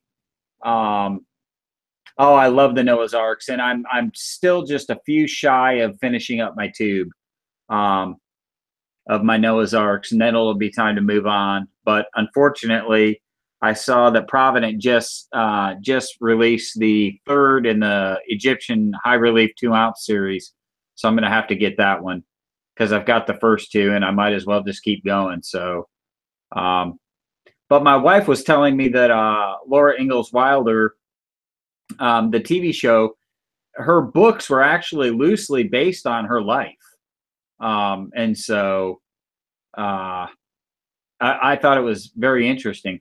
And yes, the reverse of the ASC is atrocious. It's like they ran out of ideas, so they just put an eagle and information on the back. And so I think we could certainly use for a revamp for our bullion coin. Sobek. You made a video about the history of Sobek. What is Sobek? I'm gonna need a little bit of prompting on Sobek. You're talking about for the new Egyptian round. I got you. That's what you're talking about, because that's the third coin in the series, or the third round in the series, is the Sobek round, I believe, is what you're referring to. Man, it's really, really weird. Yeah, that's the other thing I can't figure out, Pilot Dude, is, there are fractional. The Walker reverse would have been, that would have been a home run.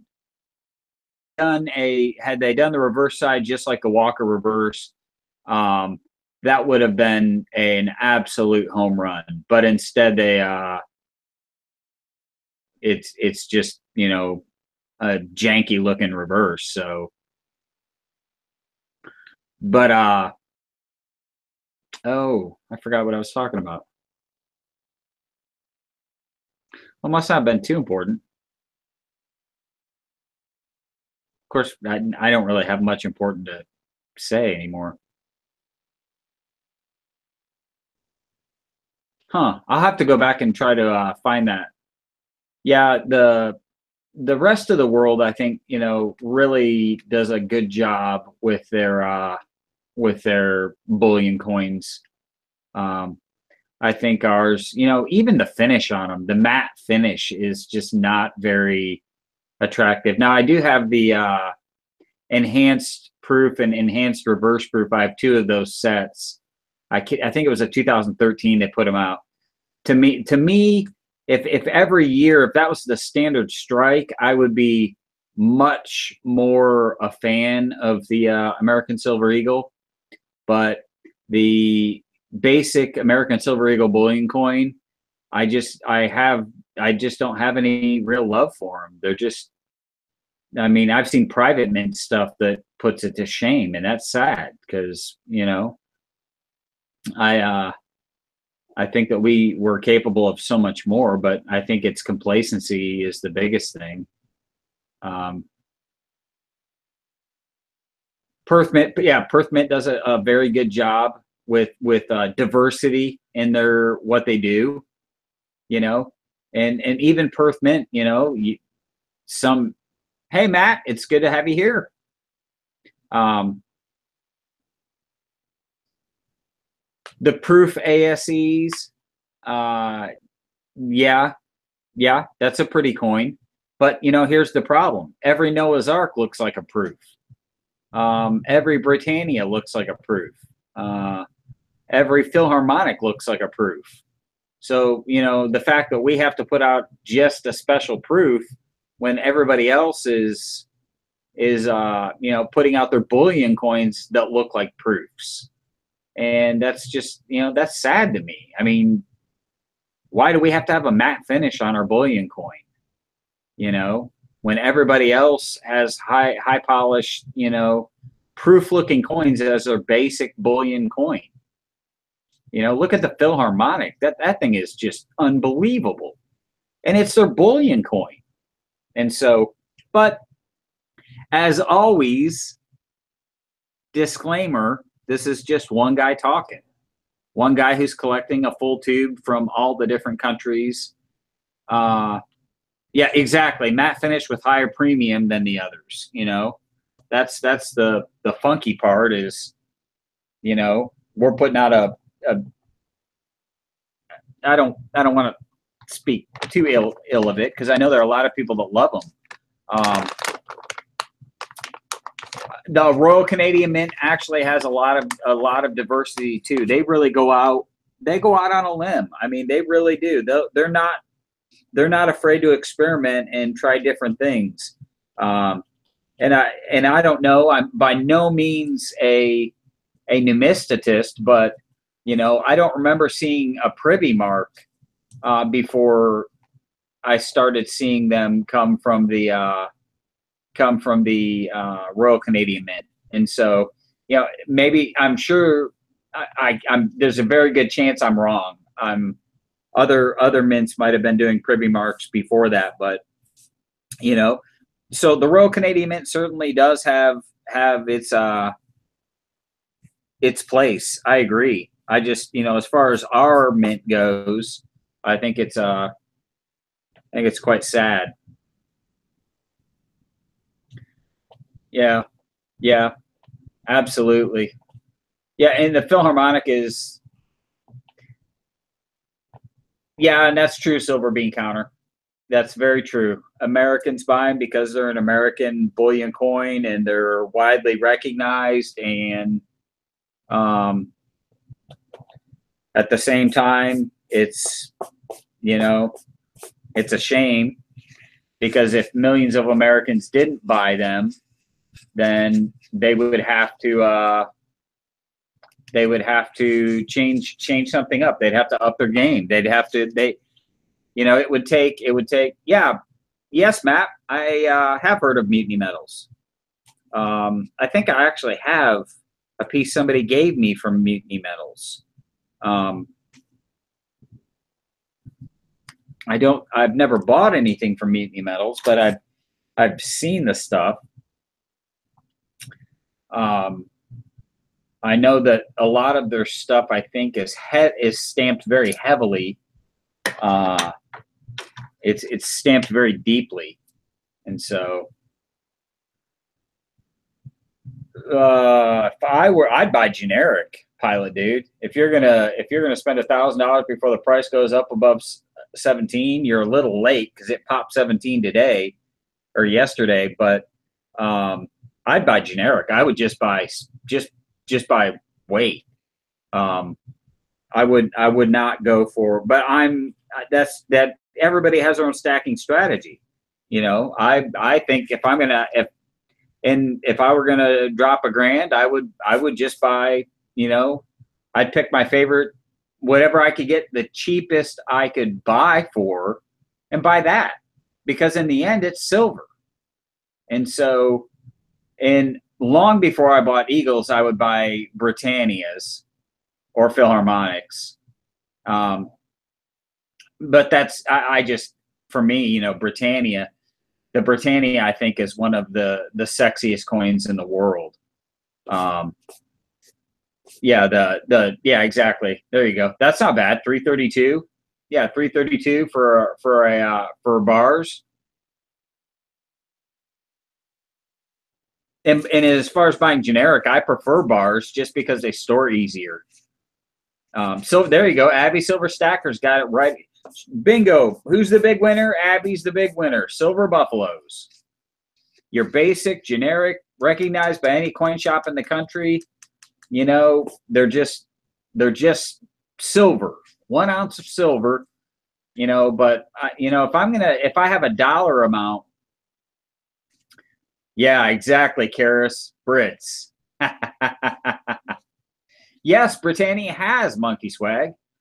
Britannia has been around a long time. Britannia, 16.60 per ounce. That was like 60 cents over spot.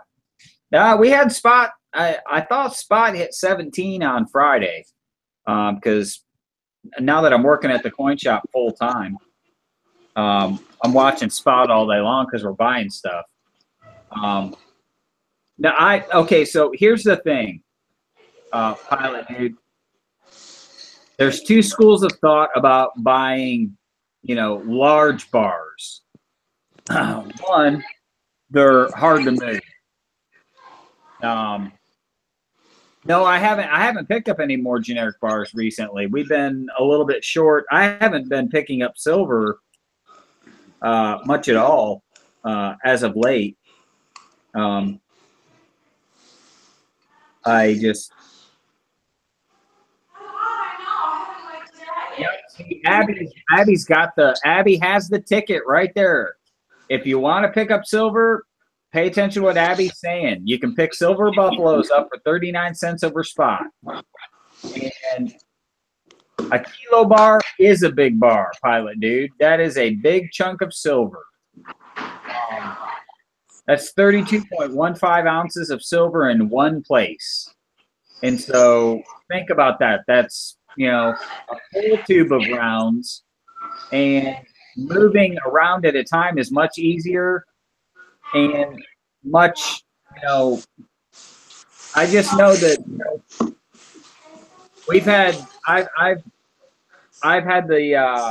I've bought 200-ounce bars in the last 3 weeks, and, you know, 10-ounce, I tell you what, 5-ounce and 10-ounce bars are probably the coolest way to stack weight. I dig the 5-ounce bars because they're chunky, but the 10-ounce bars are an easy move.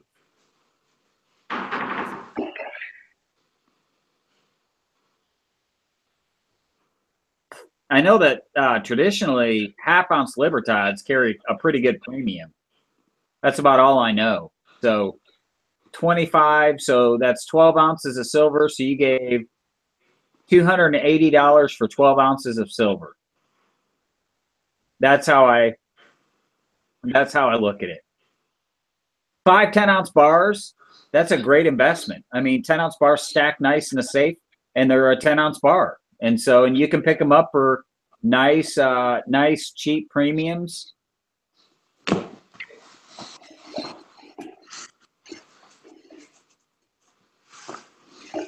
And they feel really cool in the hand.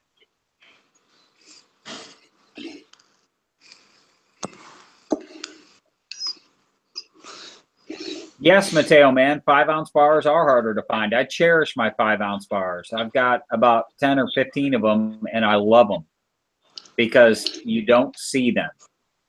And to me, that makes them more valuable. In fact, we just picked some up at the shop, and I'm going to try to. Did you send me an email, Pilot Dude? Because I can never. Let me look and see. Send me an email to my email address.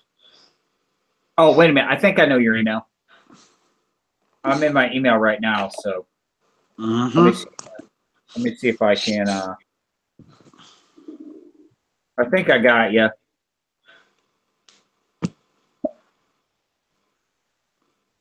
Yep.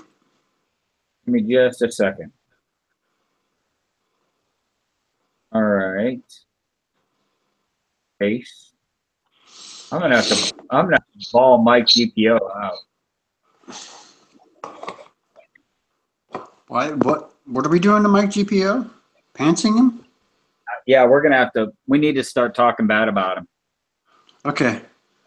You know, the thing about Mike GPO is that he really, really does need to be less Canadian. Well, I tell you what, he's so stupidly nice. I can't stand it. I know, it sickens me. It's just ridiculous. We need to tar and feather him the old-fashioned way. Yes. Pilot dude, I would grab all the 5-ounce bars I could. If you were going to spend $1,000 and the premium on a 5-ounce bar was the same as a 10-ounce bar, I would put it all in 5-ounce bars. I love 5-ounce bars. Yeah, Mike was in the side chat, and he sent me a text. He couldn't join in tonight for whatever reason. He's probably taking a nap. That Metals Mafia thing that goes on late at night when I'm usually staring at the backsides of my eyelids. That's right.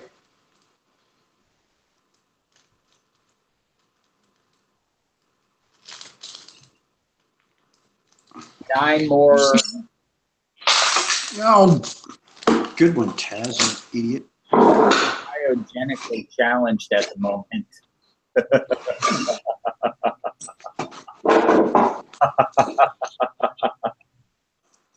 Oh yeah.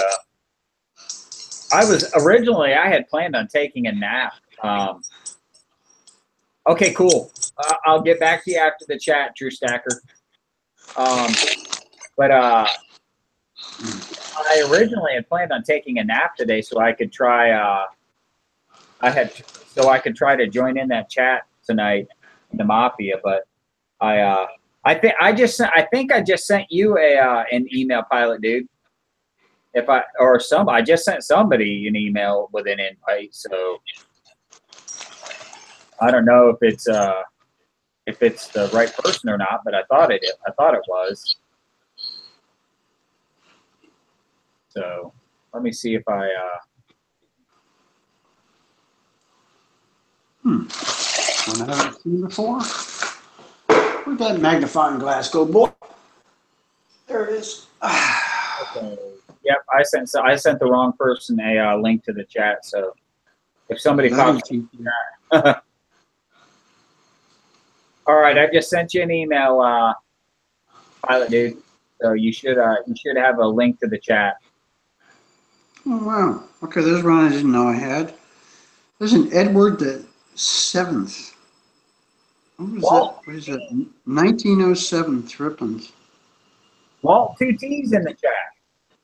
Harris, it is always a pleasure to have you in the side chat.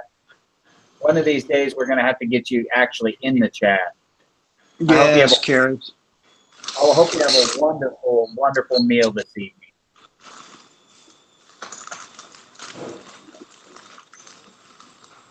And it's very good to have Walt 2T here. You've been here? What? No, you haven't. Have you been lurking?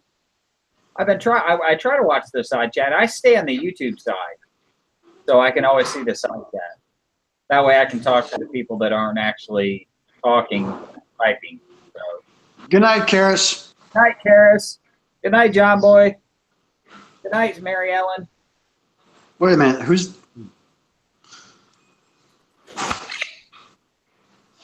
What's up, guys? Hey, there he is.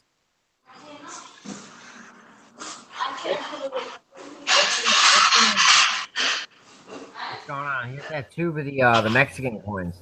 Lemonhead. I can't get it open. They're a pain in the ass to get open. Yeah, so this tube of the Mexican coins, I paid $2.80 a quarter. And at the time, I mean, it's 12.5 ounces of silver, and that was only worth like $212. But Like right now on Atmex, the same tube of 2016s I can sell for $362. That's what What I have they sell them for? fractional liberty seem to always go up. And that's what's so frustrating about the American Silver Eagle is they don't do a fractional one. No, And they out should. there are that do it, and they don't. And it's like, you know, I'm pretty sure there is a fractional American Silver Nope. Eagle. Wait a second. Not for Silver Eagles. Not for silver. Everyone has like your rounds that look like. I hate all the silver rounds that look like it's not a Walker, not an Eagle. Some of them, like the back of it is like all screwed up. I don't really like those rounds. A lot of Fair mints enough. do that. Yeah. I'm thinking about, what do you think of this? Because if I can sell off both of these, this 20-ounce tube and then these Mexican things, I can get a half ounce of gold and then like maybe like 40, $50. I don't know if that's like a stupid trade. I would hang on to them. I don't want gold though. I only have that 10th ounce of gold and then like a couple of like little jewelry trinkets, you know. Okay, But so not it like actual gold. depends on what you're into it for, because historically, you know, I pay attention to Lady Liberty Stacker. She loves her Libertads, and I can tell you, watching her channel, and what's his name? Help me, Tazzy. He Captain does Wingnut. no, he does Mexican silver. Oh, Silverino. Silverino. I can tell you that fractional Libertads just keep going up. They're kind of like fractional pandas. Yeah, I'm they thinking are. of this year. I want to try and grab a tube of half ounces, and I want to do the 2 ounces. But and I want another 5 ounce. I got this one this year, a silver one. They only made You're right. 5,000. They made American 5,000. Silver Eagles do not come fractionally. What was that?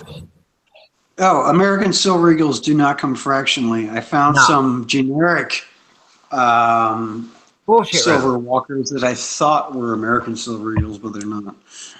No, they've never made a fractional American Silver Eagle. That's just dumb. Well, I've heard the reason being they're afraid that it would cut into the sales of the 1 ounce.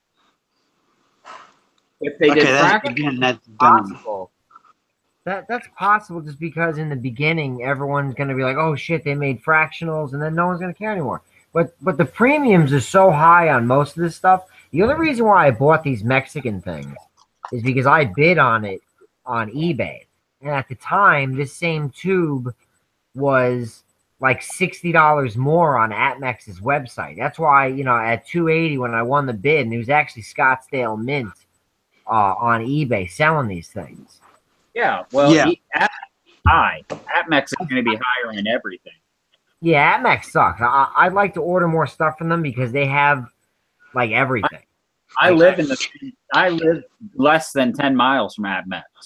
Yeah, the There thing we go. about You Atmex walk in is and that buy they stuff. have everything, but their prices are ridiculous.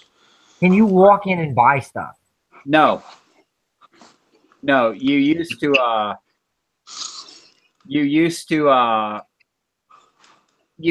be able to, and Atmex was a small operation, but now they don't. What just happened? Your chat just gained me a sub. Thank you, Mister. You're welcome. You're welcome. I'm making my coffee. I'm here to help. I'm here to help. But on the flip side, Atmex also is one of the few that will buy. Again, they have so much stuff. They have so many coins. They have a huge selection, but what they don't are the ones that I like to collect, which are like the 2 ounce series. I like some of the private mint stuff that they don't do. And I have been, you know, in this community long enough to see some blunders that Atmex has made with coins they've sent out. So, you know, it's kind of a give and take. You know, it's got. I can tell you now that I'm on the other side of the counter. It's a very difficult business to be in. Yeah. It's very, very competitive, and it's very cutthroat. And the buying public, which I'm still part of the buying public, is very, very Junius Malby, my brother. How you doing, Junius? I think he blocked me. I don't think he likes me. Junius is in the chat side. I'm not on the chat side. Did he block me? I think he blocked me. But what was I saying? Oh, you know, the problem any precious metal dealer is going to have is buyers are very temperamental, and Yes. I can say that because I'm a buyer, and if, you know, I buy a coin, and it's, you know, like some of the high relief 2-ounce rounds, people were very upset because the edges were rough. Yes. And Salivate Metal. Salivate Metal is in the chat side as well. Salivate Metal. I just did my Salivate Metal here. I just did my Salivate Metal. And so I'm an angry anger collector who has cats. Yes. The soft cuddly. Sorry. Oh man. I love Salivate Metal. I wish Salivate would do. I'm filling up more tubes. I wish Salivate would do more pouring videos. I love his pouring videos. A friend of a friend who's not my friend. That's him. Yep. That's the man in question. Oh, Although why he tolerates that Hitler-loving Swedish pro-Nazi dude is beyond me. is that Alan Gold? No, the other one, Frederick Brand. God, what an asshole. I don't Frederick know. Brand, he's He has all fucked up. Salivate Metal has the patience of Job, and I aspire to that. You know, I try to keep my chats clean. I try to keep the language clean, because there are some kids. There are some kids in the community, and I want them to be welcome. And so, but you know, Salivate has incredible patience, and that's something that I think everybody could learn from. I have a great deal of respect for Sal. Yeah, no, I mean, Sal is a pretty patient dude. I'll give him that. But yeah, I mean, that brings on the question, you know, do you tolerate those who would not tolerate you? And see, in fairness, yeah. In fairness, you have to, because that's the right thing to do. But and look in the long run, look at in the side chat. He says, "Yes, I know he's annoying, but as long as he only trolls me and not others, then I'll give him a pass." And that's saying a lot right there. You know, he's saying he'll take one for the team, and that's awesome. You know, that's spectacular. And Fossil Metals has got it right. You know, just ignore the guy. Don't let him spoil it. And yeah, I was in a chat with Salivate one time, and I mentioned the fact that I'd had a heart attack, and Alan Gold made a comment about he wished I'd have died, and I was shocked by it, but then I realized, you know, I don't know who he is, so why am I putting any stock in what he says? So well, it's very, very easy to be, you know, an internet troll when you're hiding behind a computer screen. That's the reality of it.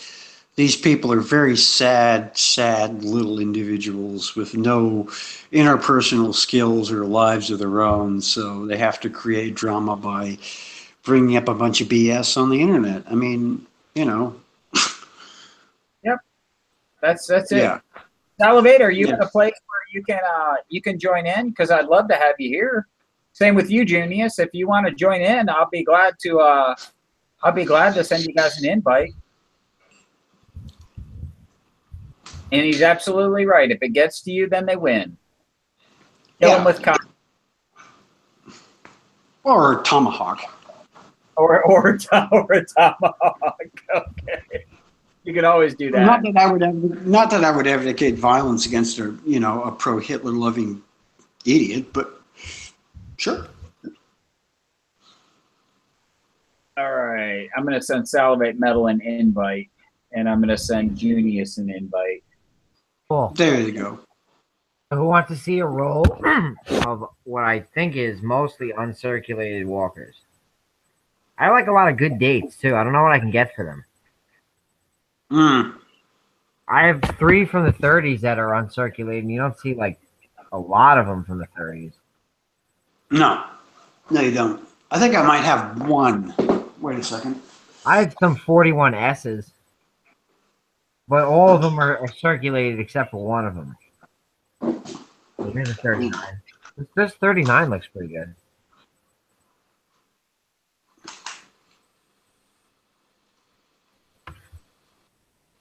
All right. So I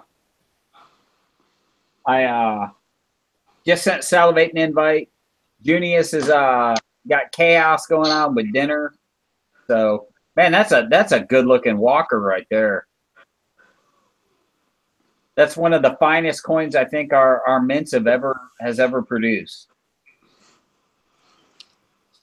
There is a 1942 $half walker, but as far as I can tell, it's an S. Look at that, a 42 $half S.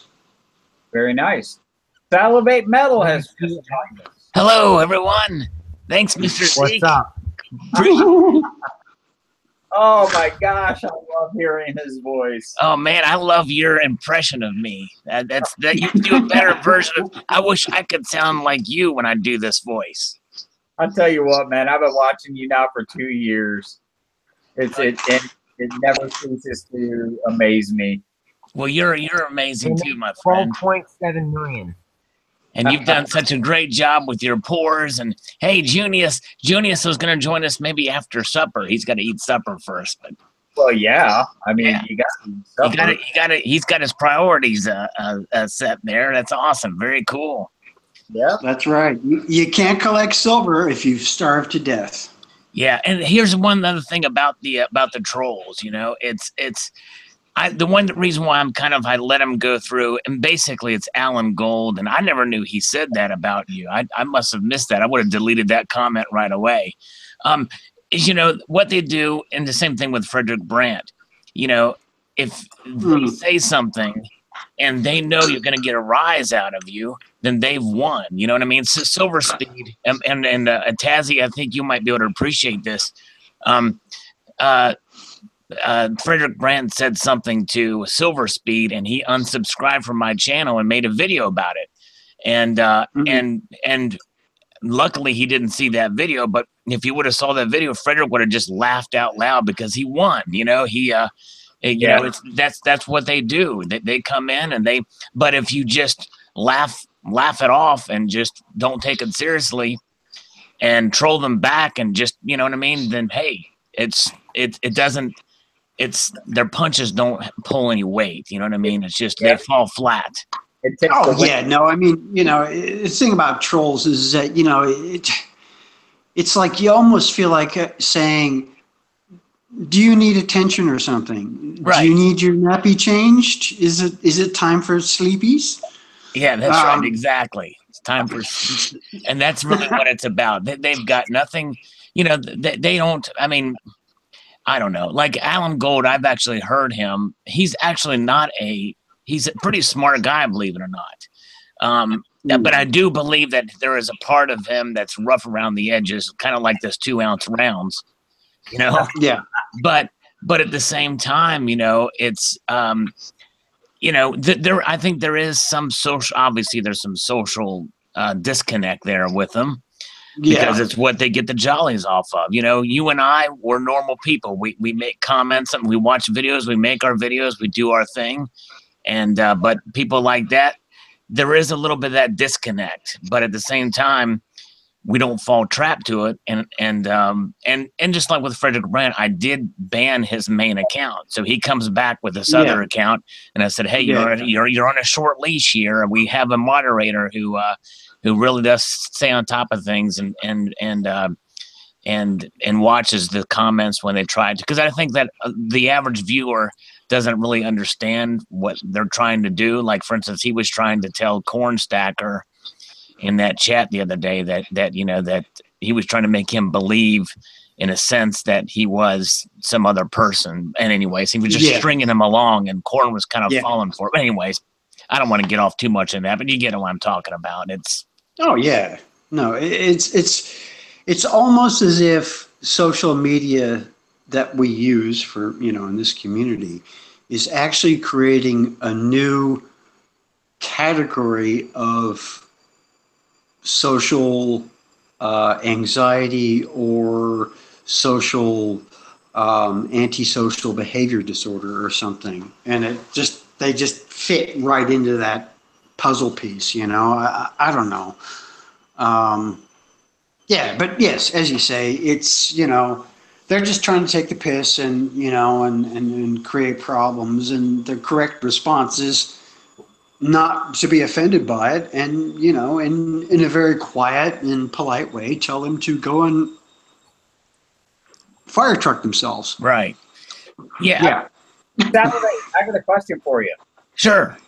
Did you see Silver Bean Counter's most recent video about his trouble getting that gold coin? Yes, and I commented on there about what I would respond back to Modern Coin Mart. I've actually had no issues with them either, although I did place an order relatively recently, and it's going to take a while to get here, they said. And but at the same time, I do think that, believe it or not, Savvy Metals posted a response that I think was the best thing to do, and I think he's going to do that. I don't know if you saw his comment, but he's going to basically dispute it and get a refund. Yeah, well, I would. That was quite the runaround he got with those responses on that. See, look, on that bar. My response was, I would have placed a phone call. Yeah. I always find that I get, in talking to, that's one of the problems with email and text messaging is you're not treated like a person. It's just text information. If you talk to a person, like the first Queen's Beast round that I got from Perth Bullion, I got it and it was marked all to hell. And so I called them. I was very polite. I sent it back. They inspected it. It took about a week, and I got one back, and it was in perfect condition.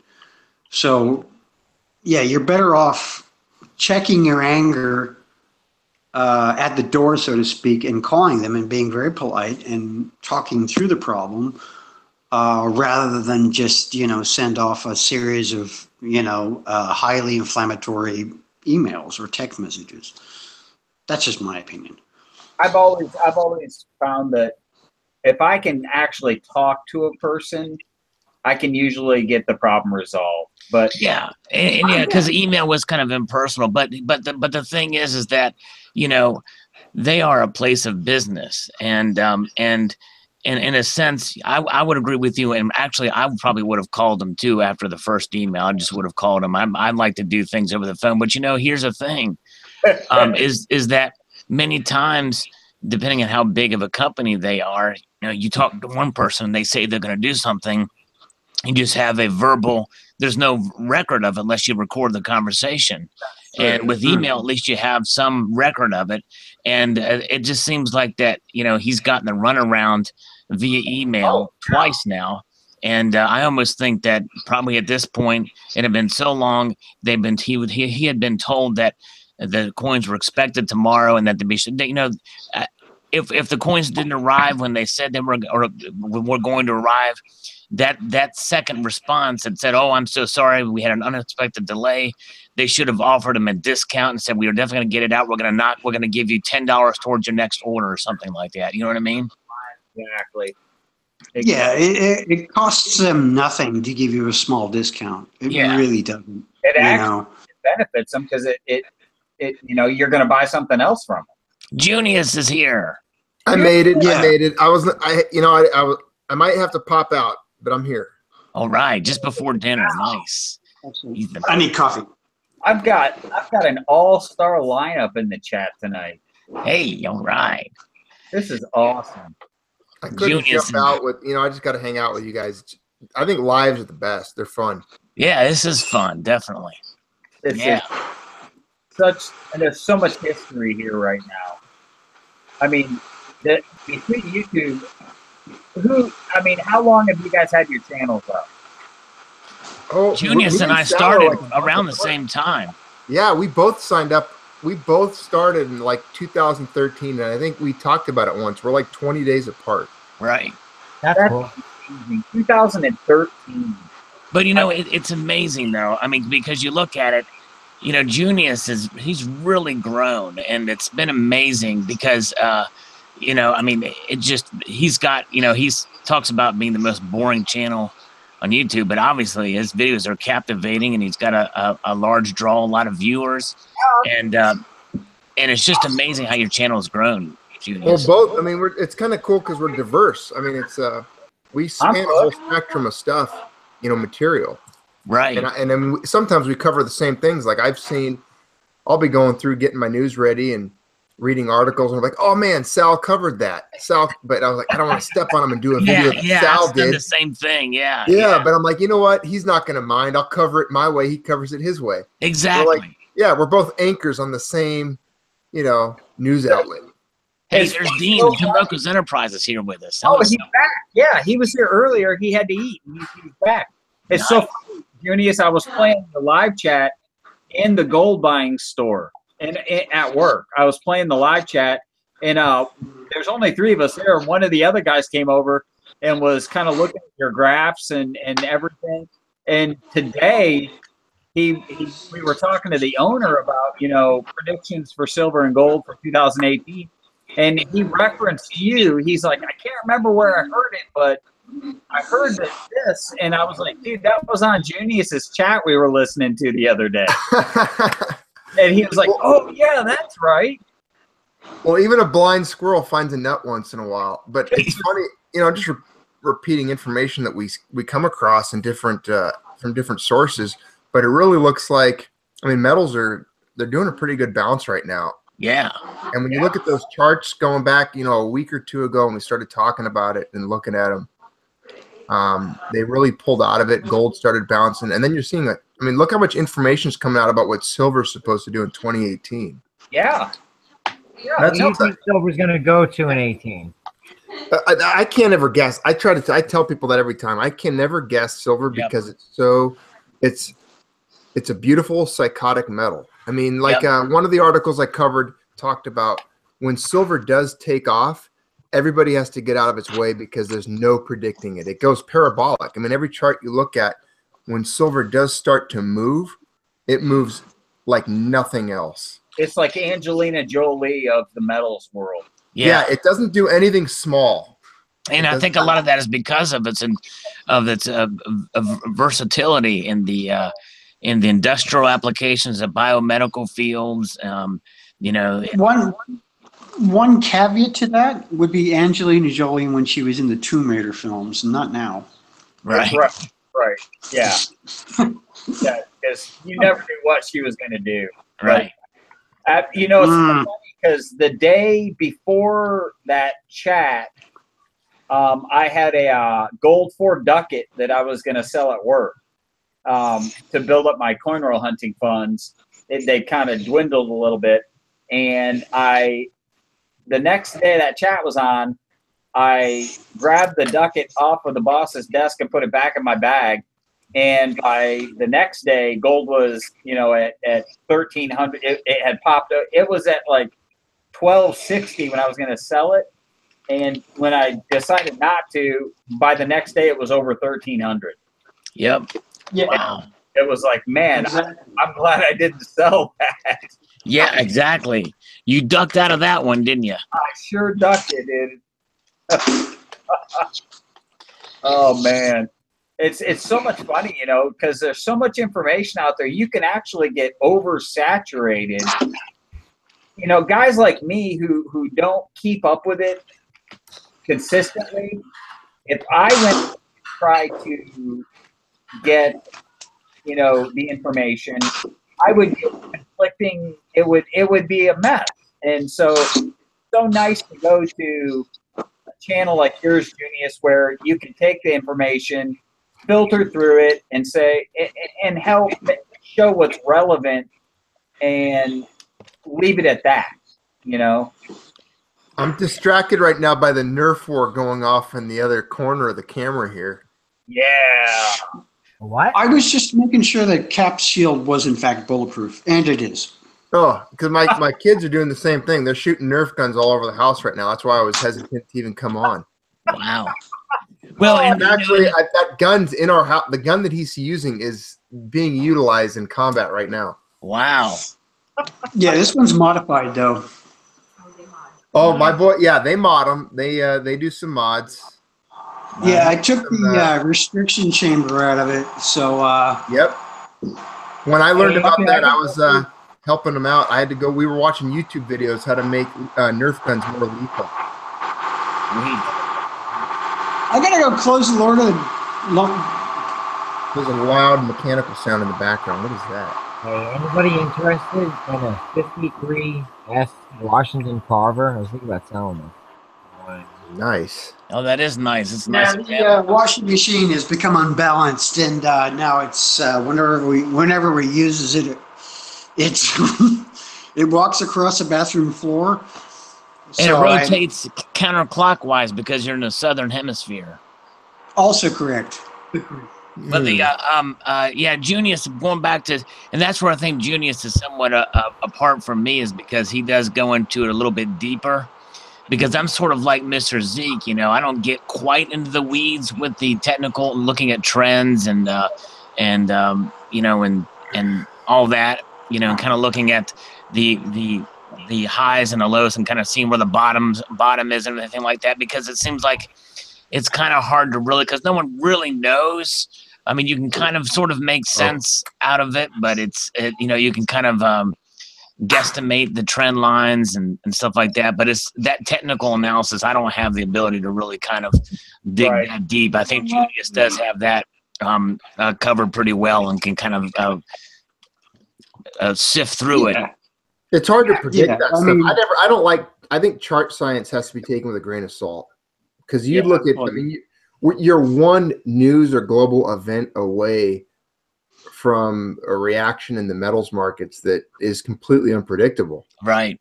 You know, yeah, they could be dipping, and then all of a sudden, you have a missile land somewhere from somewhere else, and then it's like, okay, it's game on. Yep. Or the Fed chairman or chairwoman in this case can say one word that can just completely change the dynamics of where precious metals are. And I did a video on that. It's just pretty amazing. The psychology plays such a huge role, and you can't chart psychology. So that's why I kind of don't go there to as much. But I think it's fascinating, the science behind, you know, or kind of that level of detail and looking at it. And well, you get mob mentality sometimes. Right. Yeah. It's like cattle. Something will spook cattle, and they'll charge the opposite direction. Right. You see guys that say things. You know, I always wonder when I see it. I deal with it in the comments quite a bit. You hear people that come on the big bears. You know that you've seen them, Sal, the metal bears, the ones that are coming on there, and they're like, "Oh, silver's going to hit 10 and gold's going to hit 800." Right. Yeah. What are you basing that on? Exactly. What information? What exactly? And it's the same thing from the people who say that Bitcoin's going to go to 100,000 and Litecoin's going to go to 5,000. I can see that. I just kind of roll my eyes at this comment. I heard $1.92 for Bitcoin. What do you think of that? 192. Yeah, there you go. Possible. 192. And that's what we're going to. Well, and that's just it. You know, Bitcoin. You know, and again, I've always said this. I kind of feel kind of like I'm repeating myself, but I always feel like I have to, because it's not to offend anybody, because I have no problem with people who dabble and to experiment with it, because hey, and if you can make money doing it, but just realize, hey, if you put money into it, there's a chance that it could go to zero. With gold and silver, it'll never go to zero. Exactly. I'm gonna go take dinner and I'll be back. All right, Junius. All I'm gonna do is mute the speaker. I'll come back though. Okay, cool. Yeah, Sal, you're right. I mean, who would have suspected that Bitcoin would go from 2,000 to 16,000 in a matter of what, a week? Right. Yeah. It's crazy. Well, and here's the thing. I mean, I remember when it was at 6,000, and I thought, well, you know what? I'm going to put $100 on this and just kind of see what happens. Yeah. And then I went to check out my my checking account to see if I had the money to do it, and I literally didn't. I literally didn't have the money to do it at the time. And I'm like, now I'm kind of kicking myself, because then I could have doubled my money. Yeah. But, you know, to be honest, my opinion about the whole Bitcoin thing is that the whole thing gives me a very greasy, uneasy feeling. Yeah, and that's that's well said. That's what it does to me too. And at the time, the feeling was going through my head, is if I would have had it, and I would, because I thought, man, that's awful high. 6,000 is awful high.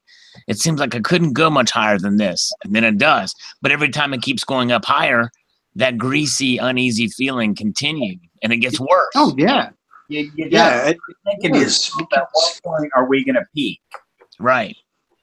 And then when's the bubble going to go? Well, it's just. And they say that it takes such a small fraction of people to suddenly want to cash it in that the whole thing will pop. Yep, exactly.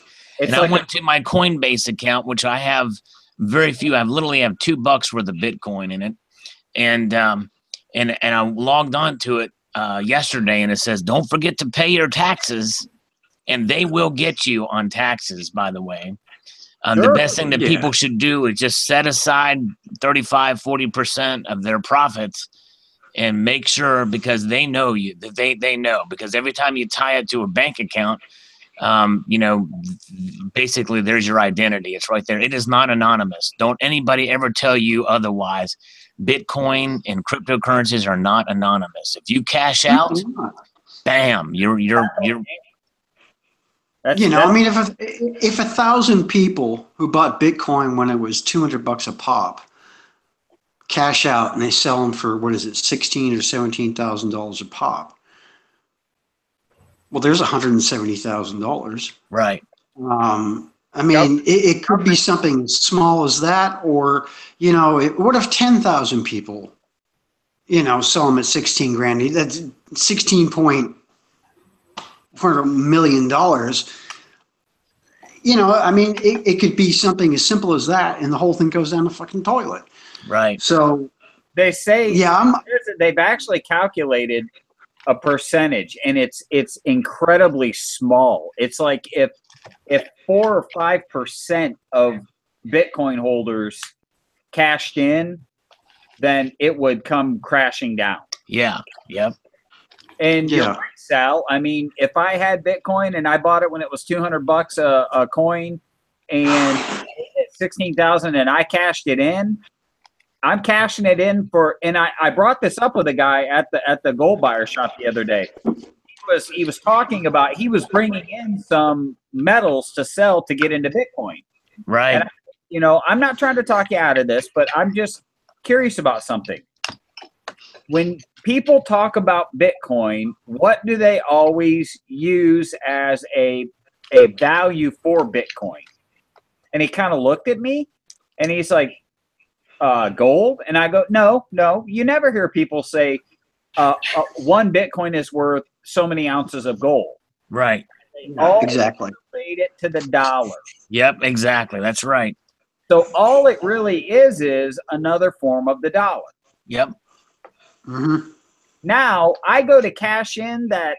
I bought 200 Bitcoin when it was $100 a Bitcoin, and I cash in that 200 Bitcoin at 16,000 a Bitcoin. Guess where that money's going? It's going to my bank account. Yep. Guess where that bank account's going to report this sudden influx of massive amount of money. Exactly. Yep. And guess who's going to want out of it? Yep, that's exactly right. Now, on an aside note, or one thing where if I was to take that or the profits, I guess if you were to buy things and with your Bitcoin, like for instance, we can go to some bullion dealers and spend our Bitcoin there. The problem though with that is your name is tied to them. Will they report? I don't know. Let's say I cash out and I make a profit of let's say $1,800, and I take that profit of $1,800 in Bitcoin and buy an ounce of gold and a 10-ounce bar or something like that from AppMex or whoever takes Bitcoin. And will they be able to find out? Will they be able to see that exchange? How will they know that? I guess that's the one way that you could do it.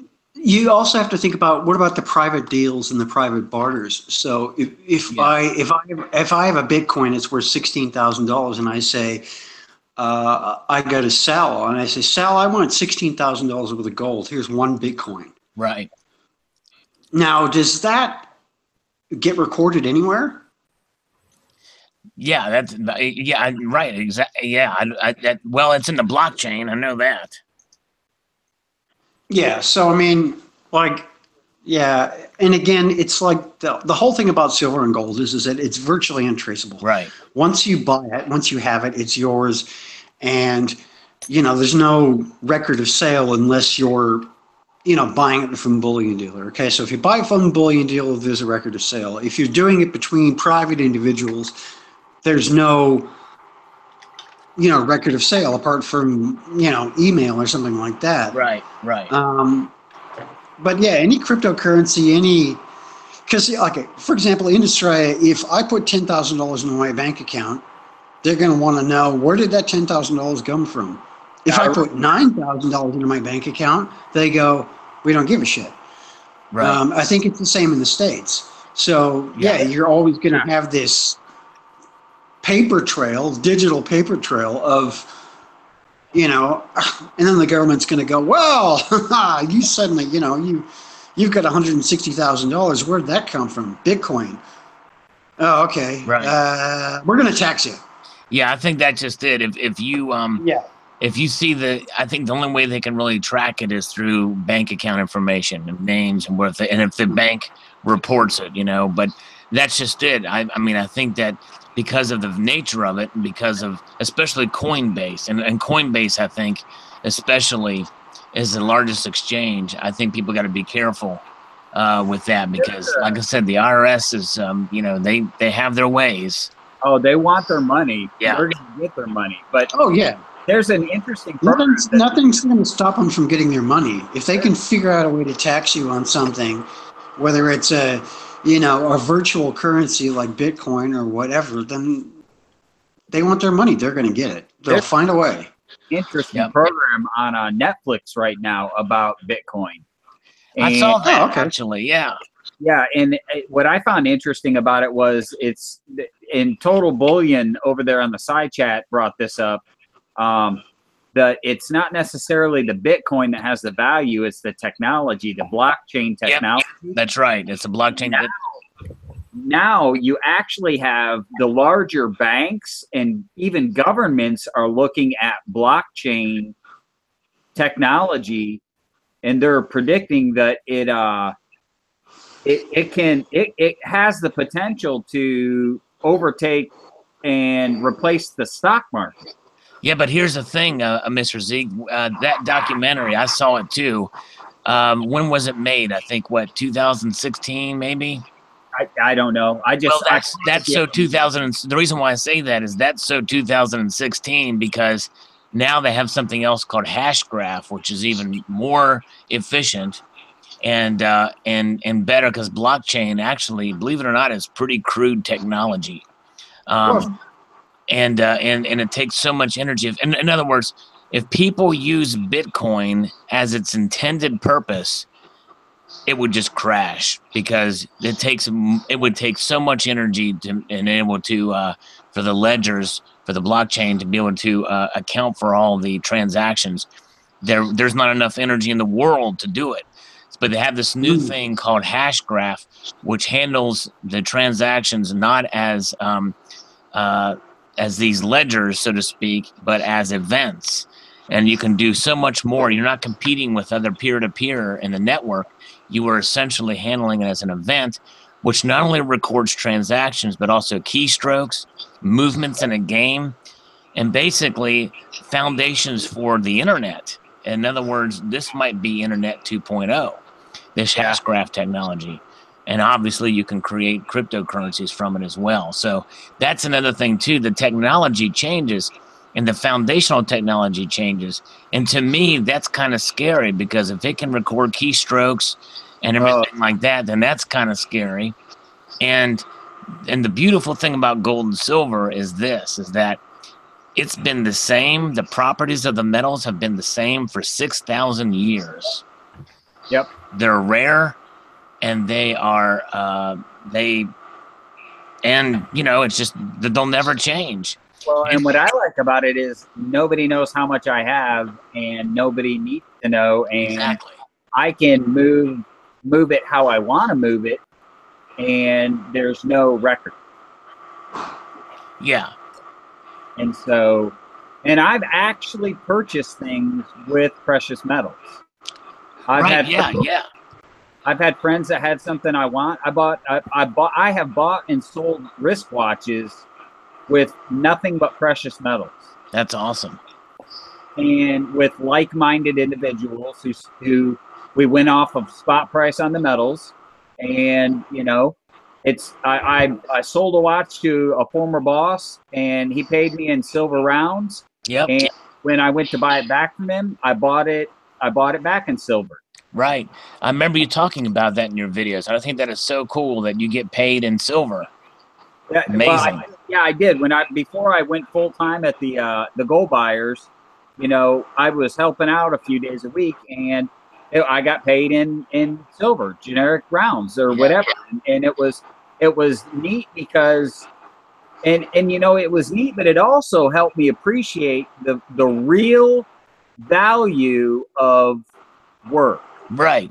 Yep. When you work 2 8-hour days and you get 10 ounces of silver. Yep. It takes you back to Little House on the Prairie when Charles Ingalls worked at the lumber mill all day and got $2.50. Right. Wow. Amazing. And yes. A pound of sugar costs 4 cents. Yeah. It actually helped put the value of labor into real perspective, not just ones and zeros, direct deposit payroll. Yep. That doesn't, have any basis in reality. That's right. I would leave for the day and throw those rounds or the bars in my backpack, I left with real money that I had earned. Yep. Well, exactly. Something tangible. Exactly. Yeah. And I loved that feeling. I can't do it now. Now I'm full time, so I can't do that anymore. Right. I really love that feeling of, I put in an 8-hour day's work. There's a little stack on my desk. I pick it up. I put it in my backpack. That's what I actually earned for the day. And it was tax free too. Yeah. And not some paper bills, not some pieces of paper with printing on it.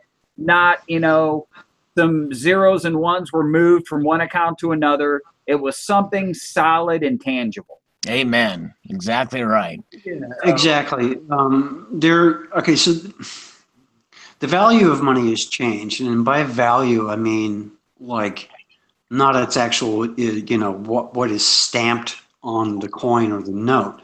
So, for example, I'll give you an example. So, for example, let me get this book here. Here it is. All right. This is a book called The Practical Book of Cobbs, and this is all about very old silver coinage. Now, in here, there's a quote where the guy is talking about, where is it? Okay, he's talking about how back in the day, an 8 real coin was enough to feed an entire family very well for a period of 1 month. Wow. Okay. So, you know, what I mean by value is again, I'm not talking about its actual, whatever number is stamped or printed on it. And it is very different. I mean, that was the whole thing about like the per diem coins, which was, you got 1/10 of an ounce of silver a day. So in Right. 10 days, you would have 1 ounce of silver. And that 1 ounce of silver, i.e. an 8 real, coin, Hmm. that would feed your entire family for a month. Now, the equivalent of that is not even, well, I don't even know what the equivalent of that today would be, to be honest.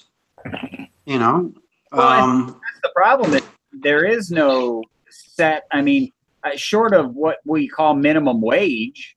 I mean, there is no agreement on what labor and products are worth. oh, exactly. You know, and so I mean, the whole argument. I mean, okay, so paper money started back in the days of Genghis Khan when a merchant would travel from point A to point B. Rather than carry 100 pounds of silver with him, he carried a paper note. And that paper note you could take into any bank and they would give you that 100 pounds of silver. That note was just a promissory thing. But which Khan was it that made the paper money is the question. Do you know? The great Khan, Genghis. No, it was Kublai Khan that did it. It was his grandson that came out with the paper money. I don't think Genghis Khan came out with the paper money. It's whoever had more wrath. If you're a Trekkie, you'll know. The Wrath of Khan. No, actually, because it was Marco Polo who came back to Europe with examples of paper money And spaghetti. And- He wasn't around. He wasn't around for Genghis Khan. He was around for his grandson Kublai Khan. Yeah. Okay. Well. Yeah. No. Kublai. You're right. And when he got back to Europe with this paper promissory note, it was laughed at. The whole idea was rejected, and it was another 200-300 years before paper money actually took hold in Europe. Getting back to what you were saying before, there was a coin that bought like several days worth of food or something. You were saying? Well, back in the day, an 8 real coin would be enough to feed an entire family for a month. And that's gold or silver? What year was that? So that's according, that's according to this particular book. Which I looked up these things that I collect, these 5 lira Italian coins, and the only thing I could find was, I forget the weight, but it was a pretty substantial amount of wheat, and that's what they gave, because I couldn't find any like inflation data for like 1870 in Italy. But something like this, these big coins, they really did. You could get a lot for like this coins. I have like 11 or 12 of these. If you walked around with this in 1870 in Italy, you had nice money in your pocket. Well, yeah, you'd be a millionaire. I mean, back in the day, a crown coin, was the biggest coin that was minted in Europe, made from silver, and that was a lot of money. That was like carrying around $1,000 in paper cash money. But the way the economics worked then and the way it works now, it doesn't even translate into anything that we can understand anymore. I mean, as you say, you carry around one of those coins and you would get enough wheat to make enough bread to make like 40 loaves of bread or some shit. Now, Tazzy, the answer to that question is really actually very simple. It's called fiat. In other words, it's the government's designation of them. It's their promise, and there's something to be said, by the way, for the faith and full credit and faith of the U.S. or any government for their money. We all transact, except for Mr. Zeke's examples, which are rare. But every single one of us transact in the currencies of our host nations. What do we buy? Of course. What's that? what do we buy our gold and silver with? That's right. We buy it with fiat, with the currency of what we have faith in, and that's the thing about. This is why I'm not totally against the cryptocurrencies, because there's something to be said for faith. There's something to be said for faith, because the Bible talks about faith as small as a mustard seed, which is all you need in order to believe in Jesus, but you need less faith than that to believe in your currency, because to believe in purchasing power. And what happened is Richard Nixon and Henry Kissinger, by the way, by 1973. And the reason why this is important for all nations, here he's drinking out of a Captain America mug, is the fact that they were hedging their bets that the American people would not care whether or not the dollar was on some sort of gold standard or the remnants thereof. What did I miss? What am I walking into? You're walking into a Nerf gun battle with your kids there, Junius. No, I'm kidding. No, we were talking. Sal just took off his pants, and we're all a little upset by that. But yeah, that's right. Yeah. Oh man, Sal's a sick fuck. You might not know that. Well, I just had some. I just had some corned beef, rice, and a salad. So nice, a neat little medley. Yeah, it was good. Yeah, that sounds delicious.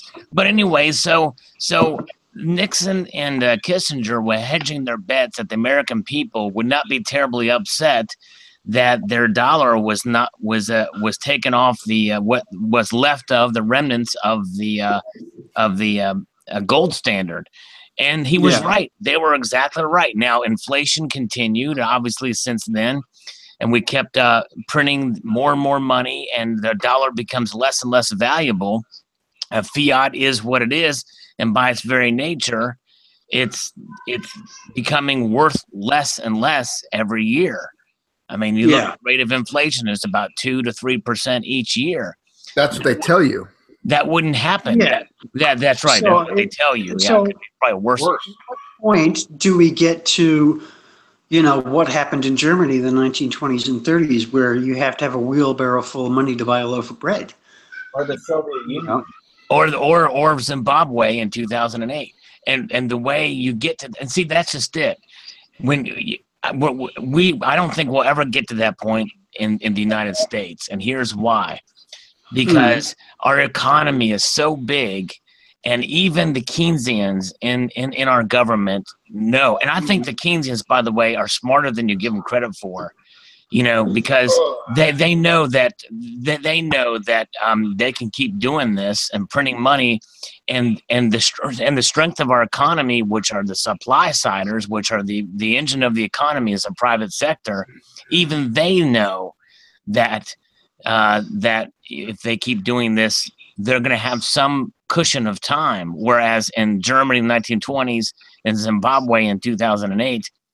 Their economies were much smaller. They just it just didn't work, and they were foolish, and obviously and what we did in the last 8 years, and really the last 16 years, because George W. Bush and the administration there, I hate to say it, but when you make a statement like you have to abandon the free market system in order to preserve it, that makes no sense, and that's what Bush was doing with Henry Paulson's advice on that.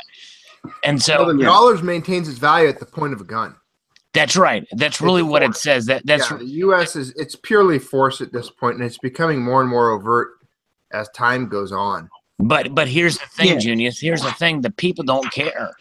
They don't. And the thing is that we have that cushion in our economy. And now, do I defend those policies? No, I think it's abhorrent what they're doing. I think we should have done what Ted Cruz suggested, and have gold as part of a rules-based monetary system. Yeah. And and in other words, I don't think that anything that man touches, there's going to be a chance for corruption. It just is the nature, which is why I'm for limited government. And but obviously we need a currency. We need something, and also needs to be practical. It needs to be efficient.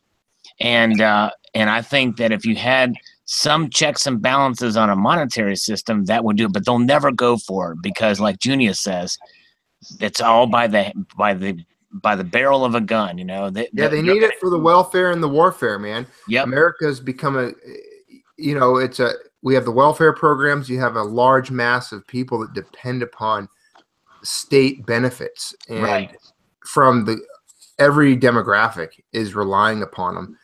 And you just got to go back to Rome. Most of the people at that time period, they didn't care. They didn't know what was going on when the currency was being eroded, defrauded, and destroyed. And pretty soon the coins were just silver-plated bronze, and they didn't care. All they knew is they got to go to the circuses, they got to watch a chariot race, they got free bread. That's it. Next thing you know, the city's burning, Visigoths and Vandals are pouring over the walls, and boom, we enter the Dark Ages.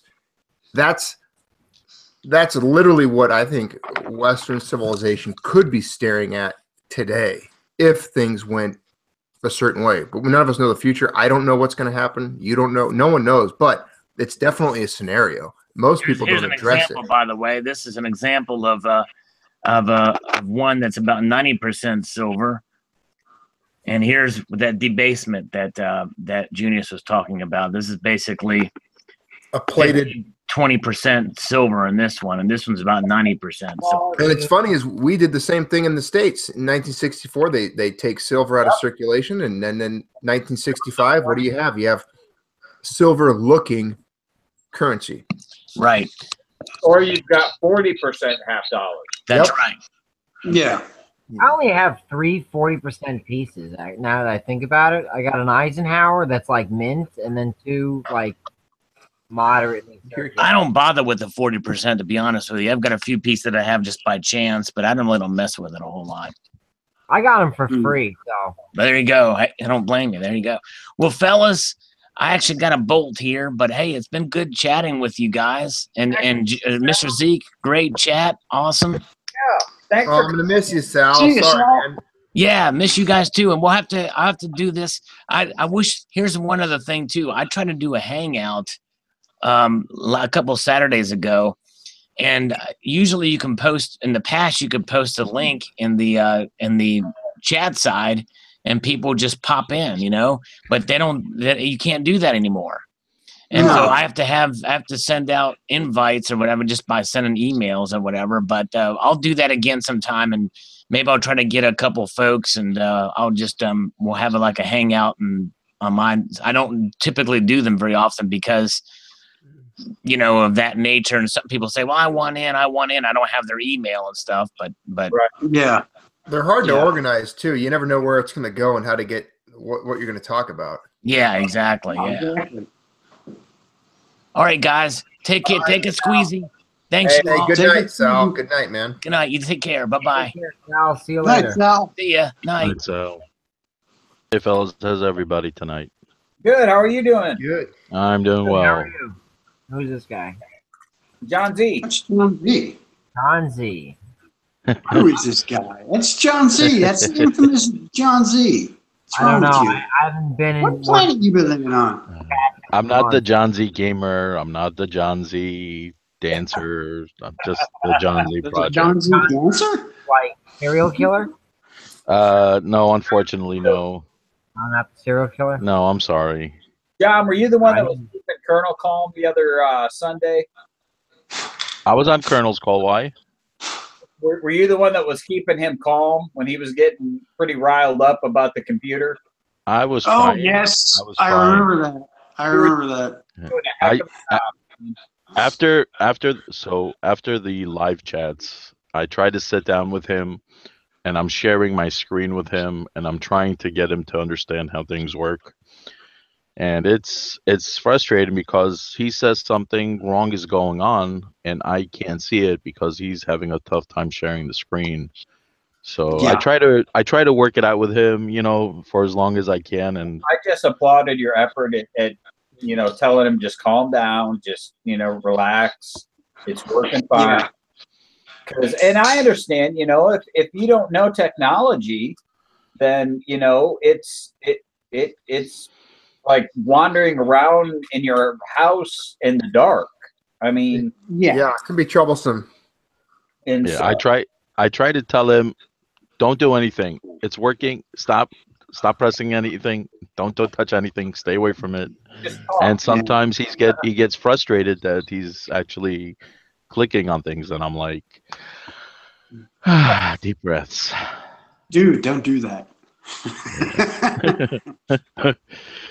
I really It's do. gotten to the love- point now. It's gotten to the Many point years now where my kid has to show me stuff on the computer that he'll walk up and start throwing some weird codes down on the keyboard to access this and show me that. I'm like, it makes Yeah. everything so much easier. But I'll never remember some of them. It's weird Yeah. things. Well, Like they're not things you would normally do. no, they're like it's like Yeah. command 5L : or what? I don't even know. I can't remember them. I'm like, no, man, I'll just access it this way. But that was really cool how you did that. Thanks. Thank I you. would. If you want to know how technology works, ask a 13-year-old. Yeah, Oh. but it's incredible. We come from a generation, I do anyway, where we kind of grew up in it. A lot of us are in the similar age, and I worked on old Macs and I had PCs and MS DOS. We remember the old days, but these guys, I mean, it's incredible what they're really able to do. You know, my kid got a smartphone before I did.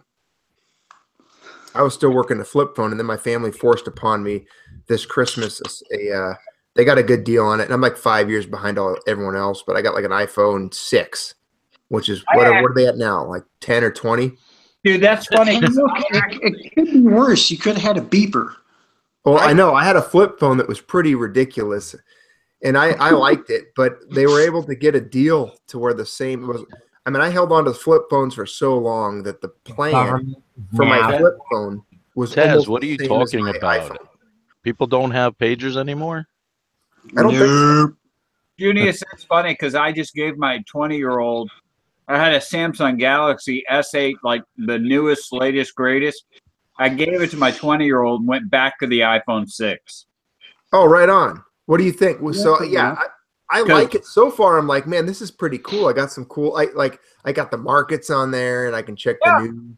I can check up on YouTube, you guys, and this and that. But It's simpler than it seems like every one they come out with, they add new things to make it easier, but it actually makes it more complicated. Yeah, it's just adding another level of complication to something that you kind of barely understand to begin with. Right. I was looking for an iPhone 5, and the iPhone 5. John C. I still have my pages. Don't make fun of me. Damn you kids, get off my lawn. Hey, listen, it works. The iPhone S. Actually, pagers are still used a lot in hospitals because the frequency that they work on is not the same frequency that mobile phones work on, which interferes with hospital equipment. Yes. But the iPhone SE was the iPhone 5 with the iPhone 6 guts. I have hunted high and low for that phone, and I talked to AT&T, and they said they can't keep them in stock. which one is that? It's called the iPhone SE. Okay, yes. A friend of mine talked about that. And all it is, and yes, Mateo, man, I did notice my iPhone slowed down a little bit. And I understand that Apple is going to give everybody a discount on battery because the batteries aren't keeping up with the new whatever. Apparently, did you hear about Apple doing that on purpose, though? FYI, They admitted to doing that on purpose. If Correct. you download their updates, they slow your phone down. if you still go and upgrade your iPhone 5 to another iPhone 5 because your original iPhone 5 had issues, for the last 4 years I've done that. They keep giving me the same iPhone 5 from the original batch because they never fixed them. No. The battery will always be terrible on the iPhone 5, and it will eventually pop out your screen because the batteries expand when they overheat. Yeah. What about they the expand? So I can stick with an iPhone 6 basically forever if I want to. Is that what I'm hearing? No, like you mentioned already, Apple on purpose throttled the service on some of their phones. That is correct. Planned So- obsolescence. So if Yes, you that's- if you want the iPhone 6, you're going to have to go to the most current iPhone 6, and you'll have to check out the internals on the phone based on the phone ID. Just like any Mac, it'll tell you what year it is, a 2014 or late 2014, 15, 16, whatever it is. The same thing goes for the cell phones. And eventually, they probably will be throttling people back on the service they're getting on the 6 as well. But then it may not be for another year or two because iPhone 6 is still fairly new, even though they Yes. just popped out 7, 8, 9, 10, and 20 all at the same time, you know. I noticed Yeah. that my Netflix is starting to buffer, and it wasn't buffering before. Yeah. Yeah, exactly. It's starting. Exactamundo. I'm trying to watch Highway to Heaven, and it's buffering, and I'm like, it wasn't buffering 2 weeks ago. I don't even know what to use half the stuff. Like I'm holding my iPhone 6 right now, just as we're talking. I don't even know what 90%. I probably access. It's like the human brain. They say you access 10% of it. I probably am capable of accessing 1% of what my iPhone does. So if you have any of those icons, and it's an icon that you don't want, that you're never going to use, like the first thing I did when I got mine is I cleaned off all of the apps that I knew that came with the phone that I would never use. Like home. What is home? Like there's a picture of a house. What does that even do? Yeah, that's when I press my finger on till it starts shaking and it has an X next to it. And just I delete it. X and it's gone. Delete. Done. What do you Apple what do you mean TV, home I don't button? need that, do I? What's that? Apple TV. Do you need that? What's that for? No, I ditched that. I did. Now Apple TV. Actually, I kept Apple TV. I have a lot of iTunes movies and TV shows I bought back in the day. Okay. Hey, so that home button, Junius, Yes. if you have internal electronics that are wireless in your house, if you want to turn on a light bulb or you want to turn on an appliance and you have the device connected into your power outlet Oh, you could like that control it device from your phone. through the home button, correct? That's Okay. the I last- don't have anything like that. Right, so you just exit out or you put it in a folder separate with all the icons you don't use. Oh, And that's funny because my youngest son, he's 15, and he has an iPhone 6S. He has one of my old iPhone 6S's that I thought I needed the latest and greatest. Before I got into metals, I was constantly upgrading phones, wasting money. And one day he asked me to grab his phone for him. I grabbed it, and I just hit the home button, the home, that lights the screen up, and it was filled with folders, and every folder had I don't even know how many icons in each folder. He had that many apps on his phone, and I just kept thinking to myself, what do you do with all those apps? Clueless. Yeah. And the sad part is a lot of them are incorporated into the iOS, so you can't even delete them. Yeah, you can't even get rid of them. Like So- on this pad, for example, I have access to a whole bunch of business programs in the New York Post, which I'm never going to use, but I can't get rid of them. So now there is a very simple way to fix it. What's that? A ball peen. Ball-peen hammer. No. The simplest way to fix it is take one icon you don't use, drag it over another icon you don't use, and it'll create a folder. Oh, brilliant. Yeah. So, Yeah. and then eventually you take all your icons you never use, and you can't delete, unfortunately, because they're part of the OS, and you just leave them in that folder, and don't go to that folder unless there's a reason for you to. I'm You trying to don't- drag GarageBand over pages, but they just keep dodging each other. GarageBand? Yeah, I got think- this app called GarageBand on. No, it. I know what it is. If you hold down the GarageBand, it won't give you the X on the icon.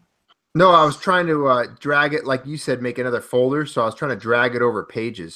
Are you ever going to make music on your phone? Oh, I did it. I worked. It worked. I just did what you just said. Unbelievable. Yeah, exactly.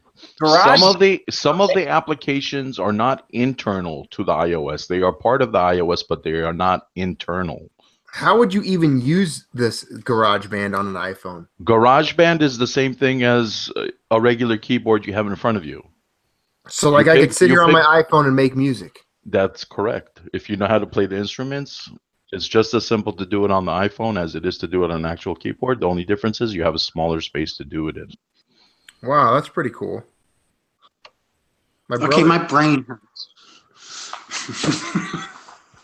And the best part about it is if you have iCloud and you have a computer for that iCloud to sit on as well, whether it's a PC or a Mac, it'll go to iCloud and then you could do it on your computer as well.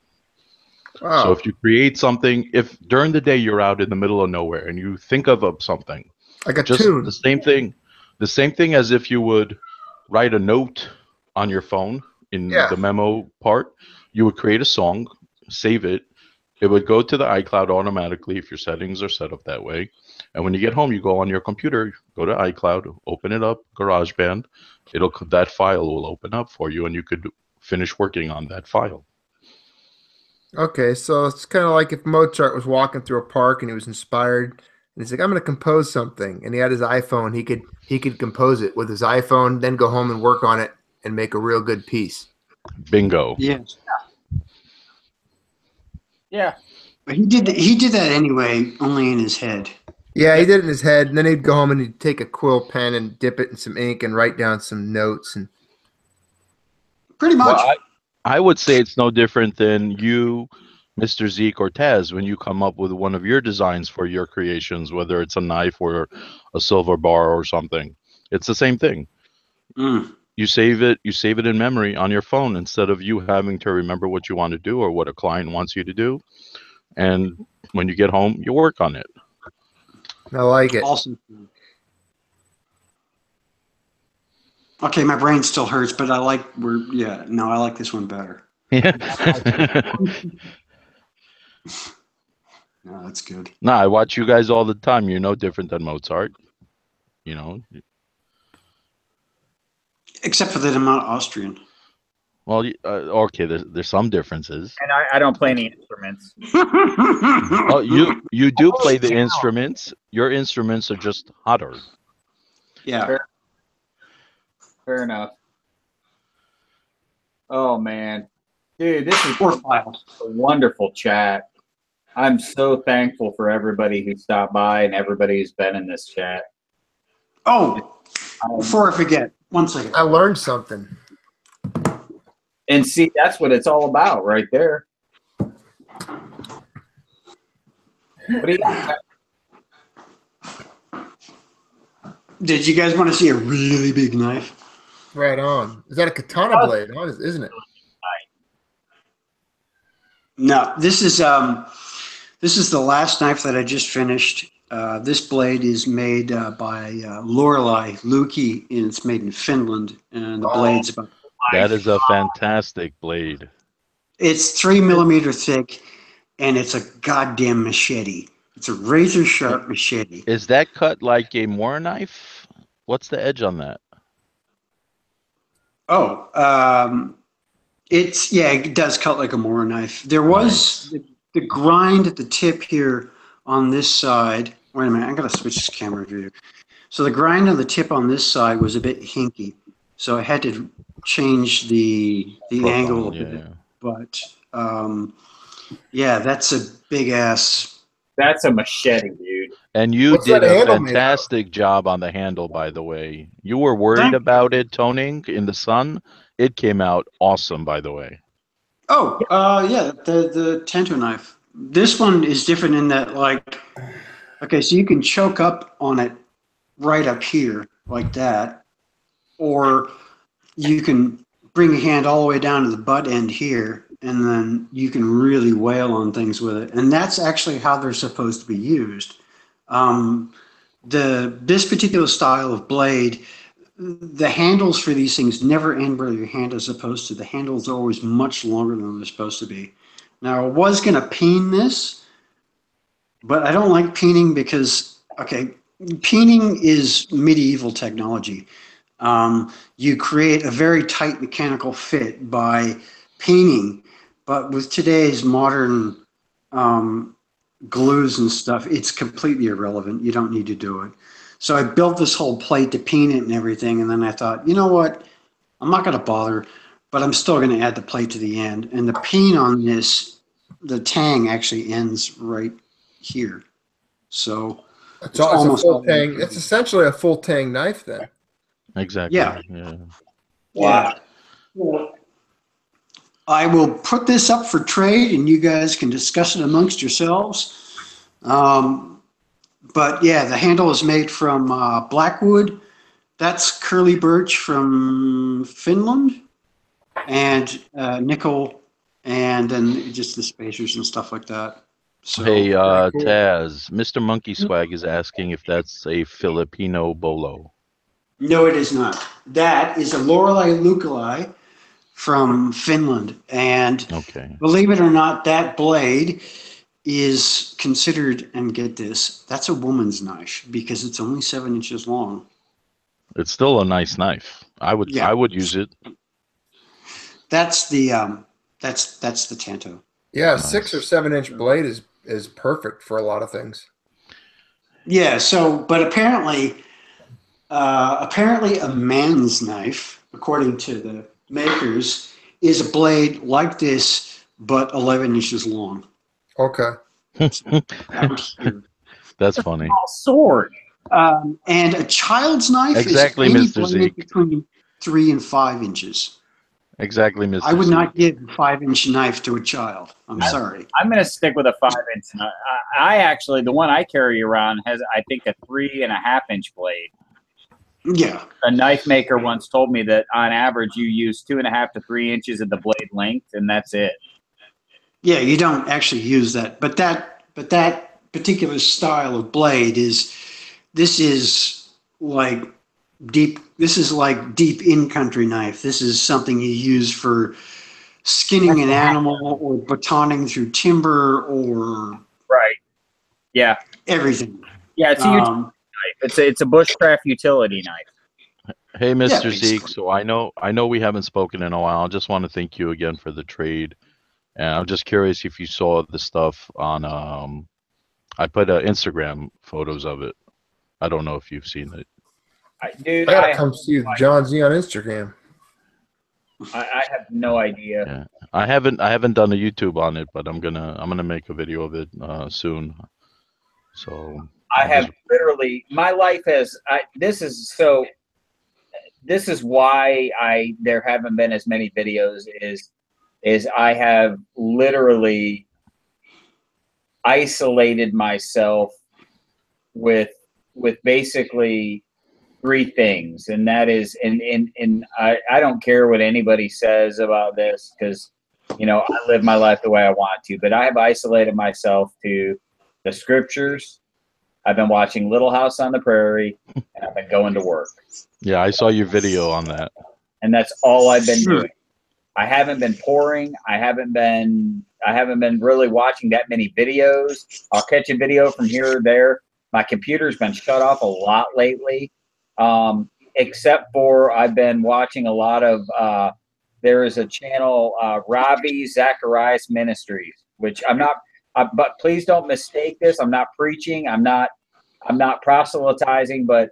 I've been watching a lot of Ravi Zacharias Ministries. He's a Christian apologetic, much like C.S. Lewis, C.S. Lewis, a brilliant man from the Middle East who at 17 was going to commit suicide, and somebody handed him a Bible, and he has been, he has spoken to the Moscow Military Academy. He has spoken at the United Nations Prayer Breakfast. He's been invited to, he does open Q&As at anywhere he's invited. Princeton, Yale, Harvard, and he is just an amazing, so I've been watching a lot of his videos. I've been digging back to what I was raised on, and it has really helped in a lot of aspects of my mental health and my life. And Amen to that. It's not because I don't enjoy the community. I thoroughly enjoy the community, but you know, it's like somebody. I was talking to somebody the other day, and life exists outside of YouTube. I love Oh, of course it YouTube. is. I love the YouTube, and I have made lifelong friends on YouTube that I would gladly, you know, if they emailed me tomorrow and said, "Hey, I'm in trouble. I need help," I'd be there if I could. But that's just why I haven't. That's why I haven't been posting as many videos, because you know, I had other priorities. So, but the last night I got the bug to pour, and I think it's coming back. So. Well, we're always happy to have you whenever you're able to stop in. So, one of the things I want to mention to you guys is the U.S. is low on blood donations, especially for blood for people who are able to donate platelets for people with cancer. So I'm getting more involved with that, as well as those of you who are on YouTube and do make videos. We've thrown out in some of the other communities, like the gun community that I'm in and a few other communities, at the end of each person's video, they give a shout out to somebody. Or some format like that. So I'm going to be working on that as well. But there's some channels who are really growing fast, and they literally just started out 6 months ago. So we're trying to throw people with smaller channels who maybe not be doing as many videos as they could, because nobody, obviously it's a side thing, it's not your main concern, but for people who like doing it and enjoy doing it, we're trying to give people shout outs to give them a little more incentive and a little more positivity to go ahead and do more videos. And we just tell people, if this is something you'd be interested in, just pick up the camera and go. Don't worry about it. Yeah, don't get caught up on what you think people are going to think about your videos. Because if that was the case, nobody would have ever done a video in the first place. Exactly. Well, exactly. Yeah, you can't care. You can't. You really, because you know what? It's YouTube. That's all it is. It's just YouTube. It's just it's YouTube. It's not real life. It's just another form of town hall, but it's global. Yeah, that's one way of saying it. You know, all it is a global town hall. And quite frankly, there's more trash on YouTube than there's good stuff on YouTube. But YouTube is your opinion. That's exactly right. And with all the issues that exist, it's still the community that brings people together, and we're trying to give people a little more positivity and whatnot to just think positively and just go out and do what you enjoy. And if you can't, pick up the camera and just go with it. Don't think about anything else. No, you know, it's funny because I now have friends in Tasmania. I have friends in Germany. I have friends in Ireland, Scotland, Great Britain. I've got friends all over the U.S. I've got friends in Canada, people that I would call friends.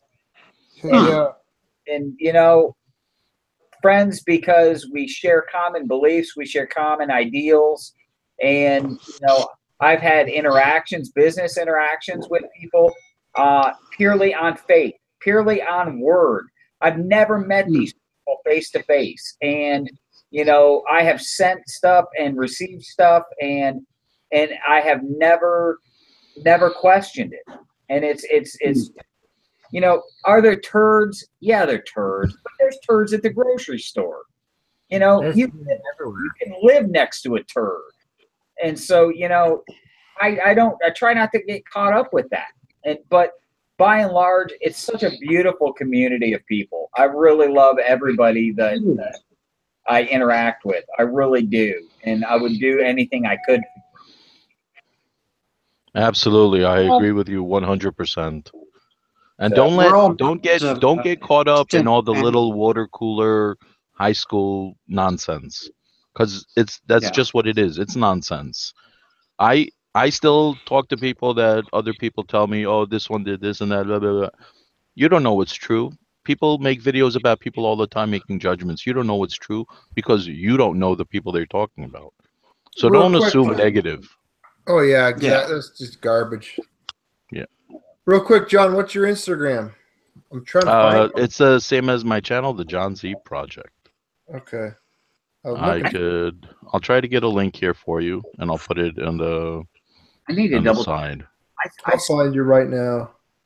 gotta. I'm doing it. That's funny because I'm doing it too. Because I thought for sure that I was. I gotta find my The Instagram. John Z Project. It's all one word. Yeah, you could do it separately or all one word. It doesn't matter. Oh, it's John. Okay. The computer will register it as the same Gotcha. thing, Boom. Followed. and Done. it's the same logo. I got it. It's already there. I'm Yeah. there. Okay. Okay. Well, I'm gonna get it and put it on the side for anybody that is interested in following or not. It's up to you. Yeah, because I'm on Instagram too. Okay. Cool. So it's up to me. I'll be right back. Okay, buddy. Right on. Yeah, the most recent one is my cat fighting a toy in slow motion. Yeah. Oh, Oh, you're talking about the hammered square and the ultimate skull bar. That one. That's the one you're talking about, right? I'm not sure. Me? No, John. Which one? I'm sorry. I just found a wait a picture minute. Let's see if we can find it. on your thing that had an ultimate skull bar and a 2-ounce hammered square. That's that the- you. Yeah, That's yours. Yeah, that's yours. Yeah, I don't. I have a memory like a. Don't feel bad. I forget things 1 minute to the other sometimes as well. So Oh, I'll tell you one thing, Zeke. You're not alone. it is such a joy to get old, because it's I don't even care to remember anymore. I really don't. Well, you know what it is. You move forward and you make better Fair new enough. memories. The past is the past, and I just try to live in the moment, in the present, and so. Pretty much, yeah. I mean, like pretty much from my point of view, what I do is I go from one project to the next, and so it's kind of like you have to be here now, not the past is a great place to visit, but you can't fucking live there. Somebody So- actually Oh, emailed me a no, you picture can't. of a bar, of a 1 or 2 ounce silver bar that they found in a store in a gold a bullion store in California, and it was one that I had poured at the very, very, very beginning. It had the little Tree of Life stamp. It had the real crude weight on it, and they had found it in a bin at a store in California, and asked if it was one of my pours because they bought it. And I was like, absolutely. I vaguely remember that time when I was pouring into that mold. It was so crazy because they found this bar just in this real crude. Yeah, it was like 2.2 ounces, and it was like, wow, it seems like a lifetime ago. I got my little Zeke 2-ounce loaf, 2.1. Oh yeah, yep. I loved pouring that one. That was such an honor. I was like, oh my gosh, Junius Maltby wants one of my pours. This is so. I love poured loaves. That's The what I- pe- the fellas and some of the ladies too in the gun community that I belong to, they're constantly asking me about that stuff. Oh, that's so funny Yeah. because I was for 10 years in that community. I mean, I competed at the national level. Right. So, I was manager of firearm sales, and I was on a shooting team and shot USPSA and carried a B class in just about every division there was except for revolver. And it's, and now I don't, now I haven't actually, that's not true. I think a few weeks ago, I took the Glock to the range just to freshen up. And I was surprised that Oh, right. Sorry. I still had the skill set. No, that's all right. I had a question here from Monkey Swag. Where did I get my 8 Real book? Okay, so this 8 Real book, which is called The Practical Book of Cobbs, this was written by Sedgwick, Daniel Sedgwick, who has a very expensive website featuring a lot of ancient pirate treasure and shit like that. That's a very, very good book for general information. But if you want a Bible, one second. How does Monkey Swag have room in his head for any more information? Monkey Swag's a super genius, and nobody even. I think you guys get it. We get it.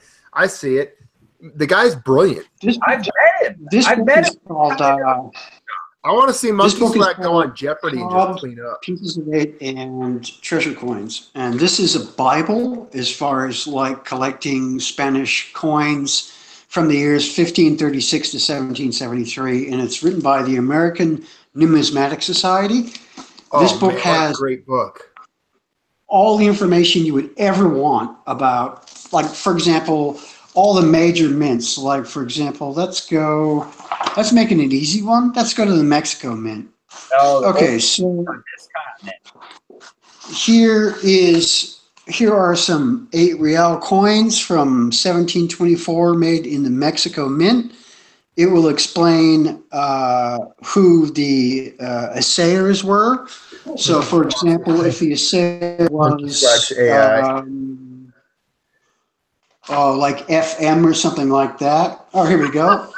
1729 to 1730, initial R. Nicholas D. Rojas or Roxas, and it is a complete history on the assayer, when he was there, what his job was, all that crap. So that's very much a Bible on Spanish coins from that era. Anyway, please continue. That's funny. That'd be a great book, but I would just get disheartened because I know that's a series I would never be able to complete. I have yet to own an 8 reals coin. I've looked at them. I've almost bid on them, and then I'm like, no, it's on eBay. I don't want to. I've never found one in a local shop that I wanted, and that's the whole thing. That's one of my goals. I got to get an 8 reals coin. One of these days I will find it. Well, there are different types of 8 real coins. So there are the Spanish imperial ones that Yep, I want a Spanish imperial that would have been, possibly in a Spanish Armada or just, part of that whole time period. But it doesn't have to be, okay, there's a 2 real from 1793, okay? There's a 1721 2 real from Spain. There is, wait a minute, 1 second. There's gorgeous coins. There is 1761 2 real from Lima. There's a 1 real, 1746 from the Mexican Yeah, I want Mint. an 8 real, the pillars in the back, and as long as it's, because I want to make a board one of these days. I'd like to, where it has, a Wacom's taller, the taller, or it kind of progressed through the dollar, the whole evolution of what became the U.S. silver dollar. Okay, so here's a slightly cheaper option. You can still get plenty of these, the Cap and Ray 8 reals. They're minted in Mexico. Some of these are very rare. Some of them are not so rare. This one's from 1897. This one, which is a beautiful coin, is from 1895, and this was sent to me by Silver Hustler 13. And if you look very carefully at it, you'll see there are Asian chop marks on it, which means that this coin was accepted as legal tender in Asia because it is intrinsically silver. Yeah, back and forth. You see some of those 8 reels that are. I've seen some that had like 20 chop marks on them because it went back and forth, traded in between the West and the East. Oh yeah, and you'd be surprised. Some of these are relatively inexpensive. Like maybe $20 or $30. They can go up to $20,000 depending on its condition and the mintage. So you've got a lot of room to play with. Yeah. Right so, on. just get yourself a Cap and Ray 8 real. Start with that. And I used to collect reals and cobs back in the day, but it's a very expensive hobby.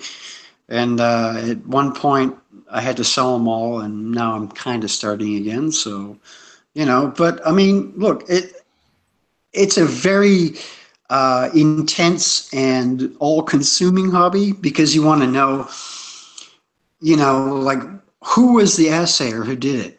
What is his history? Was this coin minted? It can go on and on and on and on and on. Because the assayer is just start with stuff. Well, tell me about that. Is the assayer's mark individual to each reels coin? No, the assayer was a guy who would work between a certain period, say between 1735 and 1745, as an example, and he was the assayer at that mint, at that time, it has his mark on it, which means that it is, according to the Crown, correct and legal tender. So he was And guaranteed the purity of the silver, Yep, purity of the Yes. silver, size of the coins. the weight, the size, the purity. Yeah. Now, a very easy way to pick a fake is you get a book like that one, right? And say, for example, you're looking at an 8 real on eBay and you see a coin and you note the assayer's initials and you look it up.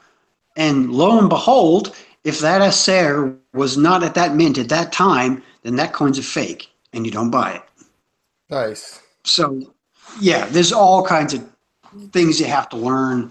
But, yeah. Now, look, it's a great hobby, but like I said, man, once you get into it, it's like heroin. Man, I used to be a big Morgan collector. I had a very large Morgan collection. Man, And, I didn't know yeah. that. My brother has it now. Long story. But I ended up selling it to my brother for gold back during Brown's down. So I swapped all my numismatic and silver value when gold hit like 253 when I was younger, and dumped this Morgan collection on my brother who wanted it, and luckily he's preserved it and kept it. That's awesome. So and he said at any time I can buy it back at any time. And so that's what's kind of Oh, cool. that's It's never pretty going to cool. leave the family.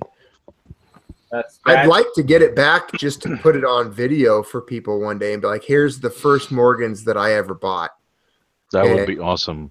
Well, there's Morgans in there that are, MS 65, 66, 67. There's It doesn't matter. They're still preserved. That's all. That's really all they're that counts. beautiful, gorgeous Morgans. And I had all but a couple of key dates, some of those, I don't remember the 1893 or 95s. Some of those dates that are just almost unobtainable in that condition. Because my whole goal was to get a board one day and have everything from 1878 all the way up to 1904 and then 1921 and have it basically every Morgan. If you ever get bored of them, I'm here for you. I will play with them for you. I will have you in mind. That is a friend. There right? you go. He babysit them for me. Yeah, I gotta buy them for my brother. I gotta buy them back one of these days.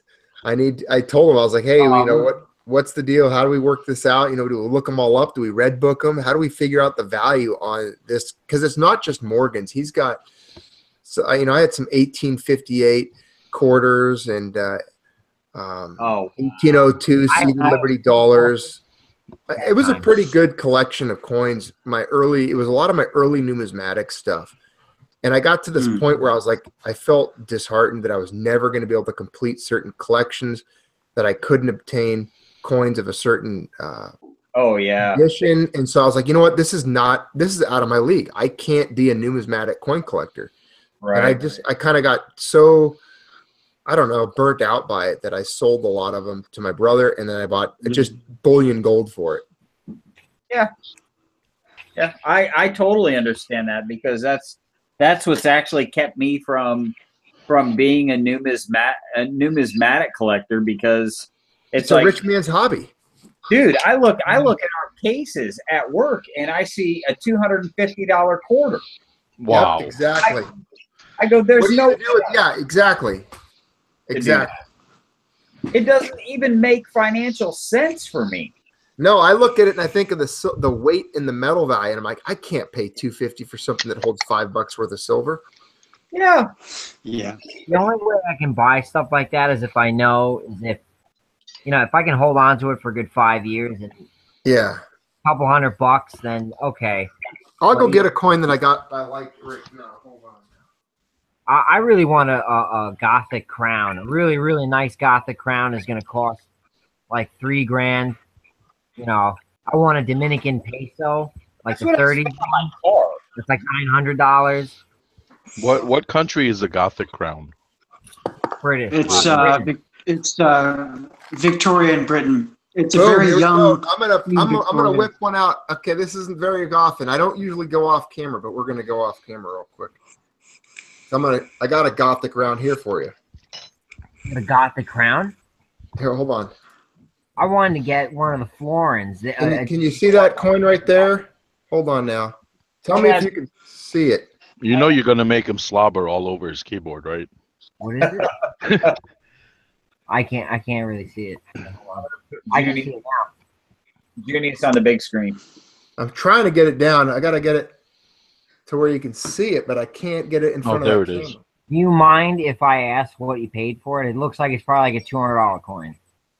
No, this is. Hold on, let me get it. I'm trying to get it to where you can see it. Yeah, Yeah, you got all the light in it.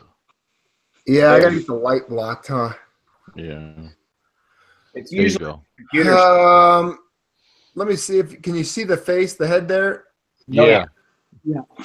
What I liked about the Gothics is the reverse. I love that cross with the different crests. You can see all Wow. the Yeah. Everything on that coin is great. I love those things. Mr. Zeke, you there's did a actually video on some- that, right? There's some really high-end ones, and there is. I think you're right. There is a Gothic crown. No, there is a crown and a really. There's a good Gothic one. crown. Yeah, they're worth about $3,000 to $4,000. Yeah, it's pretty much unobtainable. It had a population mint of it's under like 5,000 coins. Wow.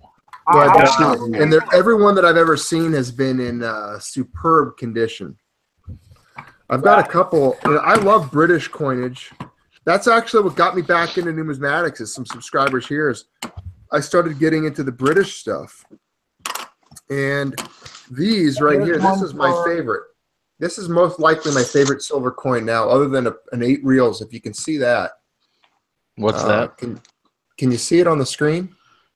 Here, there If we you're go. holding a little high, now it's good. Perfect. Nope.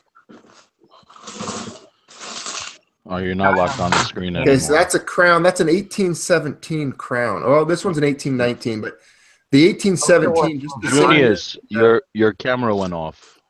Mine did. Hang on. Okay, there it is.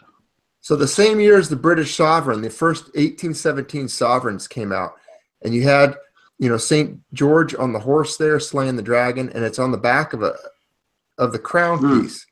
And this is about the size of a silver dollar. It's 92.5%, so it's crown silver. And then you've got the head on the obverse. That would be King George III, who we fought the revolution against.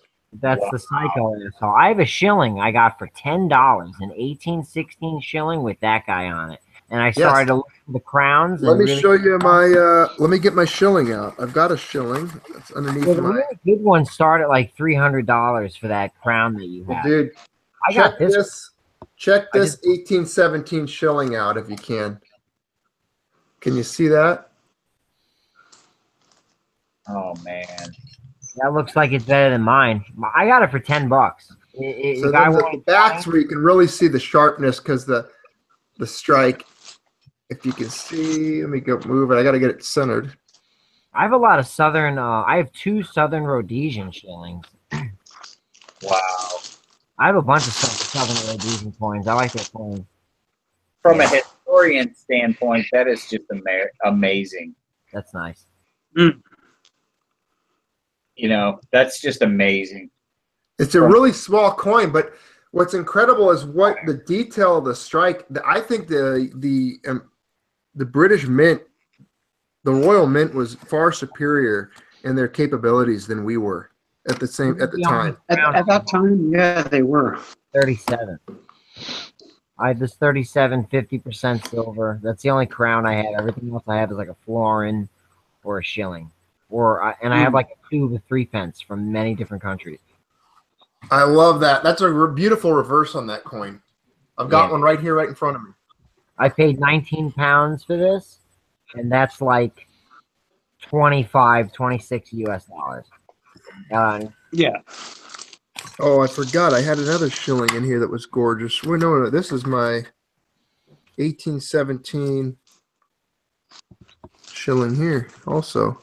I have an 1895. Yeah, I got a couple of shillings. I have an 1895 South African shilling somewhere. Wow. Just the history behind all of this is amazing. I have these. These are interesting. Check I've these. got a. Zeke, do you see these? Oh, this is what I wanted to show you. Yeah, I got a 3-pence piece here too. I have almost an entire tube. Of 3 Oh, pence. that's awesome. Yeah, I have a lot of 3-pence, including Southern Rhodesian and then some other stuff. That's I have- another thing. You know, it's incredible what 3 pence used to be able to buy you. Cecil Road. It's so small. It's slightly smaller than a dime. Yeah. They're thin. Did you ever see one of I these? got an Edward the Seventh. We're in here somewhere. Where is it? Is that it? This one What's I haven't crazy found to one. me, and it gets back to the whole gold silver ratio. I've talked about it before. Is having, you know, when you hold 4 British crowns, and you're like, okay, I've got 4 crowns here, and then you realize that's about the equivalent of a quarter ounce of gold back then, and Yeah. it's kind of staggering. Here's a key date for you: 1947 South African 5 shilling. That's a key date. Was the 47. Oh wow! Hey, Junius, Hidden is giving you Yo. all the information you need for your coins on the What's that? YouTube. Hidden Numismatist is giving you all the information where you could search Coin World and the gray sheet, 20% for market value in the Coin World trends. Oh, okay. To talk about my my collection that my brother's got. Yes, sir. Also, Fossil Metal says eBay values, unfortunately, carrying a lot of weight these days. Oh, And I it's see far what you're from saying. the I value. know. I'm pretty confident. I know I didn't have an 1895. That's one of those years I knew I didn't have. I had it. There were some key dates that I did not have, but I had quite a. I mean, that was the whole thing back then. My goal was to get all of the coins, as many as I could. Here's a key date. You ever see this design? What is that? Now, let's see. This Is that a half crown? No. This is actually completely off topic. What is that? It's a 44 half peso from the Dominican Republic. I got it for like $12 because nobody bid on it. The full peso is like it's like a crown size coin, and they go for like $900 in good condition with the same design on it. Wow. If you only made 100,000 of these for that year, I could probably sell it for like $40. I got it for about $12. Nobody bid on it. I keep my some of these coins in an old wooden box that it actually belonged to my great grandmother, and my grandmother. That's where she used to keep the coins that me and my brother would play with, that she had. So they'd been handed down. So I got this little. You can hear the little lid on it. It's a small wooden box, but I wish I had what it used to contain. This is a 42 Southern Rhodesian half crown. Oh wow! See, I lost the bid by $1. I was so cheap about it. I lost by $1. It was a 37 Southern Rhodesian 2 shilling coin, and those are very rare. And you can sell them for like $70, $80. And I should have just totally slapped down $40 on the bid, but I was cheap about it, and I lost by $1. But I still got the half crown for like $30. Nice. In pretty good condition. I think these are a good buy, possibly. I mean, it's not like they're going to skyrocket one day, but like the country doesn't Like, exist yeah, while anymore. I'm talking.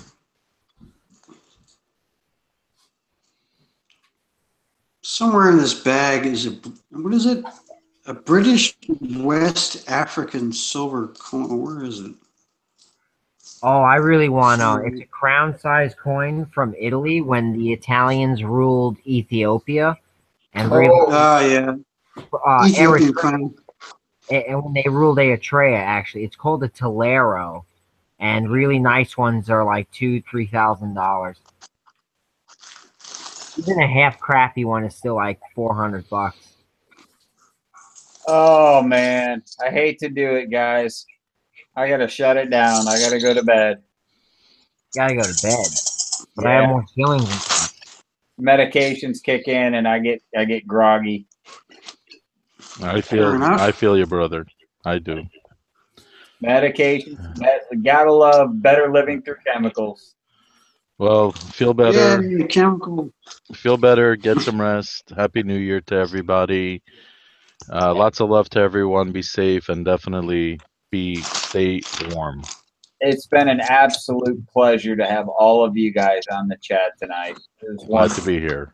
I didn't know. I felt the urge to get together with all my friends, and I'm just thrilled with everyone who showed up. So Hey, it was great meeting some of you that I haven't been familiar with. I guess like John Z. I have never really bumped into you on here before. And Well, I it don't was see good. the name It of was the good to gentleman meet who you made the again. knife. Ooh, yes, Taz? absolutely. There's so many Yeah. people. It seems like so many new people that I've never met, and it's wonderful. Hey, so Well, great meeting all. I've been sub to your channels forever, so I watch all of you all the time. So Well, I haven't seen. I'm glad to meet you. Talk to you. glad to meet you too, sir. Well, you guys have a good night. Yeah, no problem, Dean. I'll be around tomorrow, dude. Everybody take care. Be well. Enjoy. See you guys. It's good to chat to y'all. We should try to do it again the same time next week. We shall see. I think Zeke's wife will be back by then.